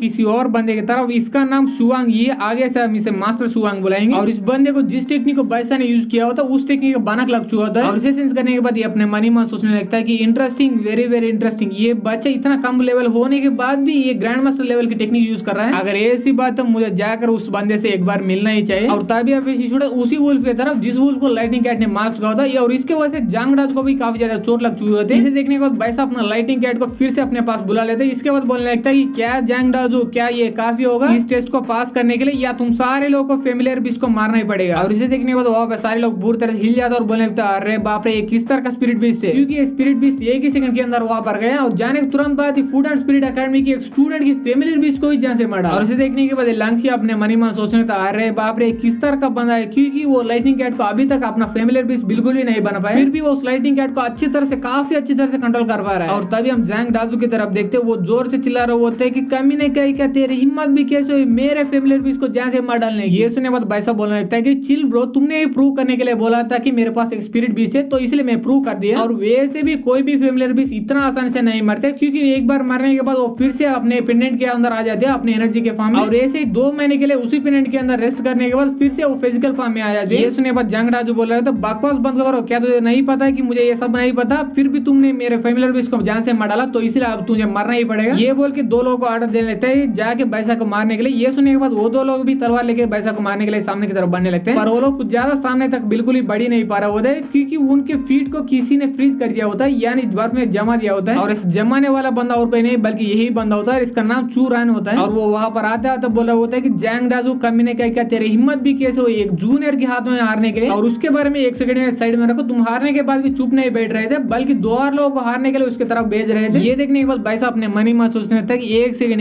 इस बंदे ने उन दोनों का पैर को जमा दिया है क्या, इसका मतलब कहीं इस बंदे को आइस मार्शल आर्ट तो नहीं आता। नहीं नहीं, ऐसा बिल्कुल भी नहीं हो सकता, क्योंकि इस बंदे के पास इतना औकात नहीं है। मुझे ऐसा लग रहा है इसके फेमिलियर बीस्ट ने ऐसा किया होगा, इसका मतलब है कि इसकी फेमिलियर बीस्ट इनविजिबली हो सकता है। तब जांग डाजू बोलने लगता है कि सीनियर ब्रदर चूरान, इस कमीने ने मेरे फेमिलियर बीस्ट को जान से मार डाला, तो इसलिए मैं भी इस अमीन को जान से मार डालूंगा। ये सुने तुरंत बाद इस बंदे को चूरन काफी जोर से थप्पड़ मार देते, इसके वजह से जांग डाजू वहीं पर नीचे गिरकर पूरी तरह से बेहोश हो जाते हैं। इसके बाद बोलने लगता है कचरे का ही क्या, अगर तुम इस जैसे जूनियर को भी नहीं आ पाओगे, उसके बाद तुम फूड एंड स्पिरिट एकेडमी का स्टूडेंट बनने के लायक ही नहीं हो। इसके बाद ये बंदा बैसा के सामने आ जाता है, आने के बाद बोलने लगता है कि मेरा नाम शियाओ चूरान है, और मैं इसी एकेडमी के 3rd ईयर का स्टूडेंट हूँ, और इसके साथ साथ ही मैं इसी एकेडमी के वाइस प्रेसिडेंट भी हूँ। ये सुनने के बाद बैसा बोलने लगता है हाँ मेरा नाम बैसा है, मैं इसी एकेडमी के अंदर ज्वाइन होने के लिए आया हूँ, तो इसलिए आपने भी देख लिया कि मेरे पास सच में स्पिरिट बीस्ट है, तो इसलिए मुझे ऊपर की तरफ जाने दीजिए। ये सुनने के बाद चूरान बोलने लगता है क्या तुम्हें सच में लगता है मैं भी जैसा कचरा बच रहा हूँ, इसके वजह से तेरे ट्रिक को बिल्कुल भी पहचान नहीं पाऊंगा। अगर तुम सच में ऐसे सोचो तुम बिल्कुल गलत हो, क्योंकि मुझे अच्छी तरह से पता है कि ये असल में कोई स्पिरिट बीस्ट नहीं बल्कि उसके कोर के अंदर से आया हुआ एक स्पिरिट इमेज है। ये बोलने के बाद वो अपना फेमिलियर बीस्ट को अपने पीछे बुला लेते हैं। इसके बाद बोलने लगता है कि तेरी हिम्मत भी कैसे हो यहाँ पर आकर मुझे चीट करने की कोशिश करने की। और उसका फेमिलियर बीस्ट को देखने के बाद भाई साहब ने मन ही मन सोचते थे ओहो मैंने सोचा था कि ये कोई इनविजिबल बीस्ट हो, पर ये सच में एक आइस फॉक्स है, वो भी ऐसा वैसा आइस फॉक्स नहीं बल्कि काफी ठीक ठाक लेवल वाला हाई फॉक्स है। तो इसे फाइट करने में मेरे भी थोड़ा फटके हाथ में आ जाएगा। पर अगर मेरे पास सच में वो लाइटनिंग कैट होता उसके बाद मैं इससे आसानी से हरा सकता था, पर इसने सच बोला मेरे पास वो सच में लाइटनिंग बीस्ट नहीं बल्कि उसका एक स्पिरिट इमेज है। ये वहां पर खड़े होकर ये सब सोच ही रहा होता तभी वो सामने वाला चूरवान एक टेक्निक को यूज करके अपना आइस फॉक्स को बैसा की तरफ अटैक करने के लिए भेजने लगता है। और इसके वजह से वो आइस फॉक्स सीधा जाकर एक जोरदार अटैक बैसा पर कर देते हैं। पर इसे देखने के बाद आसानी से हवा में उड़कर उस अटैक को डांस कर लेता है हमारे बैसा। और इस अटैक को देखने के बाद लांगसी अपने मन ही मन सोचने था अरे बाप रे उस कमीने ने बैसा पर इतना स्ट्रॉन्ग अटैक कर दिया, इसका मतलब वो कमीना जरूर तीसरे स्टेज के एकदम पीक पर पहुंच चुका होगा, फोर्थ स्टेज के स्टार्टिंग लेवल पर होगा। अगर ऐसी बात तो वो बिल्कुल भी संभाल नहीं पाए, तो इसलिए मुझे भी वहां पर जाकर कुछ करना पड़ेगा। अब हम बैसा की तरफ देखते वो हवा में उड़ते उड़ते हुए बोला होता है अगर ऐसी बात तो मैं भी तुम पर या तुम्हारे फैमिली बीच पर कोई भी दया नहीं दिखाने वाला हूँ। ये बोल के वो उस आइस फॉक्स पर एक जोरदार अटैक कर देते, इसके वजह से वो आइस फॉक्स को थोड़ा बहुत चोट लग जाती है। ये देखने के बाद चूरन एक पावरफुल अटैक यूज करने लगता है और करते करते बोल रहा होता है अब मेरे पास तुम्हारे साथ खेलने के लिए समय बिल्कुल भी नहीं बचा है, तो इसलिए आप मारो। ये बोल के बैसा पर अटैक करने वाला होता तभी वो अपने अभी जम जाता है अपने बर्फ के अंदर। ये देखने के बाद वापस सारे डीजल पूरी तरह चौक जाता है और बोलने लगता है कि यहाँ पर असल में क्या हो रहा है, क्या इसका मतलब सीनर चुईवान टेक्निक पूरी तरह से गड़बड़ हुआ है, इसके वजह से वो टेक्निक की वजह से अपने आप ही खुद ही जम गए हैं। ये सुनने के बाद वहीं पर दूसरा बंदा बोलने लगता है नहीं नहीं बेवकूफ हो, ये बिल्कुल ही चूरान का काम नहीं बल्कि किसी और स्ट्रांग बंदे का काम, और स्ट्रांग बंदा और कोई नहीं बल्कि ऊपर की तरफ देखो। ये सुने तुरंत बाद सारे लोग ऊपर की तरफ देखने लगते हैं। अब वहां पर और कोई नहीं बल्कि वही मास्टर सुवांग होता है जिसको हमने पिछले एपिसोड में देखा था। और उसे देखने के बाद भाई साहब अपने मन ही मन सोचने लगता है कि आए मानना ही पड़ेगा इस फूड एंड स्पिरिट अकेडमी को, क्योंकि मैं अभी तक ऊपर भी नहीं गया फिर भी मुझे इतना स्ट्रांग बंदे को देखने का मौका मिल रहा है। और इसे देखने के बाद वहां पर सारे डिसेबल पूरी तरह से पागल हो जाता है और चिल्लाने लगता है अरे बाप रे ये तो 8th जनरल में एक जनरल मास्टर सुवांग है। और मैंने ये सुना था कि फूड एंड स्पिरिट अकेडमी के 8 जनरल होते हैं, वो 8 जनरल पूरी तरह से इतना स्ट्रांग है कि उनके बारे में हम इमेजिन भी नहीं कर सकते। और उन्हीं में से one of the strongest general ये मास्टर सुवांग को हम अपना आंखों से देख रहे हो, इसलिए मुझे समझ ही नहीं आ रहा ये सपना या सच है। तभी वो मास्टर सुवांग बैसा के सामने आ जाए तो आने के बाद पूछने लगते हैं क्या तुम ये फूड एंड स्पिरिट अकेडमी के अंदर ज्वाइन होने के लिए आए हो क्या? ये सुनने के बाद बैसा बोलने लगता है यस एग्जैक्टली। ये सुनने के बाद मास्टर सुवांग बोलने लगता है अरे ऐसी बात है तुम मेरा पर्सनल डिसेबल बन जाओ, उसके बाद मैं अपना पूरा नॉलेज तुम्हें ही पास डाउन करूंगा। ये बोलने के बाद मास्टर सुवांग अपने मन ही मन सोचने लगते हैं मुझे बिल्कुल ही समझ नहीं आ रहा मुझे ऐसा क्यों लग रहा है, पर इस बंदे की एनर्जी मुझे जानी पहचानी लग रहे हैं। ये सुनने के बाद वहां पर सारे लोग हिल जाते हैं। तब एक बंदा दूसरे बंदा पूछ रहा होता है क्या मैंने सही सुना था क्या सच में उतना स्ट्रांग मास्टर सुवांग इस जैसे बंदे को अपना डिसेबल बना रहा है क्या? ये सुनने के बाद दूसरा बंदा बोलने लगता है हाँ तुमने सही सुना, मुझे काफी ज्यादा जलन हो रही है सुनकर, क्योंकि ये 8 जनरल सिर्फ अपने 5 सालों के अंदर सिर्फ एक ही पर्सनल डिसेबल को चूज करना अलाउड है। और मास्टर सुवांग ने 5 साल पहले एक डिसेबल को चूज कर लिया था और अब ये दूसरा डिसेबल है। और तभी मास्टर सुवांग वो चूरान की तरफ देखते हैं, देखने तुरंत बाद उसके पूरा जमा हुआ वहीं पर टूट जाती है। इसके बाद ये चूरान से पूछने लगता है कि चूरान तुम्हें इसके बारे में क्या सोचते हो, इससे तुझे कोई भी एतराज नहीं है ना? ये सुने तुरंत बाद चूरान भी उस मास्टर को प्रणाम करते हुए बोल रहा होता है मास्टर सुवांग अब एक बात बोलो उसके बाद मुझे कोई एतराज हो या सपने भी नहीं होने वाला। और अगर हम जूनियर ब्रदर बैसा के बारे में बात करें तो तुम काफी ज्यादा लकी हो क्योंकि तुम्हें इस जैसा महान मास्टर सुवांग अपने पर्सनल डिसेबल बना रहे हैं। ये बोलने के बाद चूरान अपने मन ही मन सोचने लगते ये मास्टर सुवांग हमेशा मेरे पास आता है और मैं आने के तुरंत बाद ही मेरे काम में टांग अड़ाते हैं। पर इस बार मास्टर सुवांग यहाँ पर आकर पूरी तरह से गलती है क्योंकि इसके वजह से उसने हमारे अकेडमी के रूल्स को तोड़ दिया है। तो इसलिए मैं इस कांड के बारे में जाकर सीधा नोबल सोसाइटी के हेड को बताऊंगा और वही जाकर इसको पूछेगा। अब मैं भी देखता हूँ ये कमीना मास्टर सुवांग उस हेड को कैसे जवाब दे पाएगा। तब हम बैसा की तरफ देखते हैं, वो मास्टर सुवांग को देखकर बोला होता है कि क्या आपको सच में लगता है एक डिसेबल बनाना इतना आसान है? पर रियलिटी में ऐसा बिल्कुल भी नहीं होने वाला क्योंकि मुझे आपका डिसेबल बिल्कुल ही नहीं बनना है। और ये सुनने के बाद वहां पर सारे डिसेबल पूरी तरह हिल जाता है। क्या क्या क्या क्या क्या ये बंदा पागल हो गया है क्या? क्योंकि लिटरली काफी स्ट्रांग बंदे भी तड़पते हैं इन जैसे 8th जनरल की एक पर्सनल डिसेबल बनने के लिए, फिर भी इतना आसानी से बोल रहा है कि इसका पर्सनल डिसेबल बिल्कुल ही नहीं बनना। ये सुनने के बाद दूसरा बंदा बोलने लगता है मास्टर उसके बारे में छोड़ दिया और मुझे अपना पर्सनल डिसेबल बना लीजिए। ये सुनने के बाद मास्टर सुवांग बोलने लगता है क्या मैं पूछ सकता हूँ कि भाई साहब तुम मेरा डिसेबल क्यों नहीं बनना चाहते हो? ये सुनने के बाद भाई साहब अपने मन ही मन सोचने लगते मुझे इस बंदे को और सारे लोगों को एक वैलिड रीजन देना पड़ेगा वरना ये सारे लोग मेरे पीछे पड़ जाएंगे। ये सोचने तुरंत बाद भाई साहब बाहर की तरफ बोलने लगता है मैं तुम्हारा डिसेबल इसीलिए नहीं बनना चाहता हूँ क्योंकि मुझे सिखाना जितना औकात तेरे पास नहीं है। पर आपको गलत समझने की कोई भी जरूरत नहीं क्योंकि आपको ही नहीं बल्कि पूरी दुनिया के अंदर किसी के पास इतना औकात नहीं मुझे सिखाने के लिए। और गाइस आपको अच्छी तरह से पता है कि ये सारे बात सच है पर ये सारे लोगों को नहीं पता ना, तो इसीलिए वो पूरी तरह से हिल जाते हैं। अब लांगसी अपने मन ही मन सोचने लगता है कि मैंने सोचा था कि ये बंदा काफी ज्यादा मिस्टीरियस बंदा है पर मैं बिल्कुल गलत थी क्योंकि ये बंदा मिस्टीरियस नहीं बल्कि एक बड़ा सा पागल है। इसके बाद बाद बैसा के पास जाकर बोलने लगते हैं कि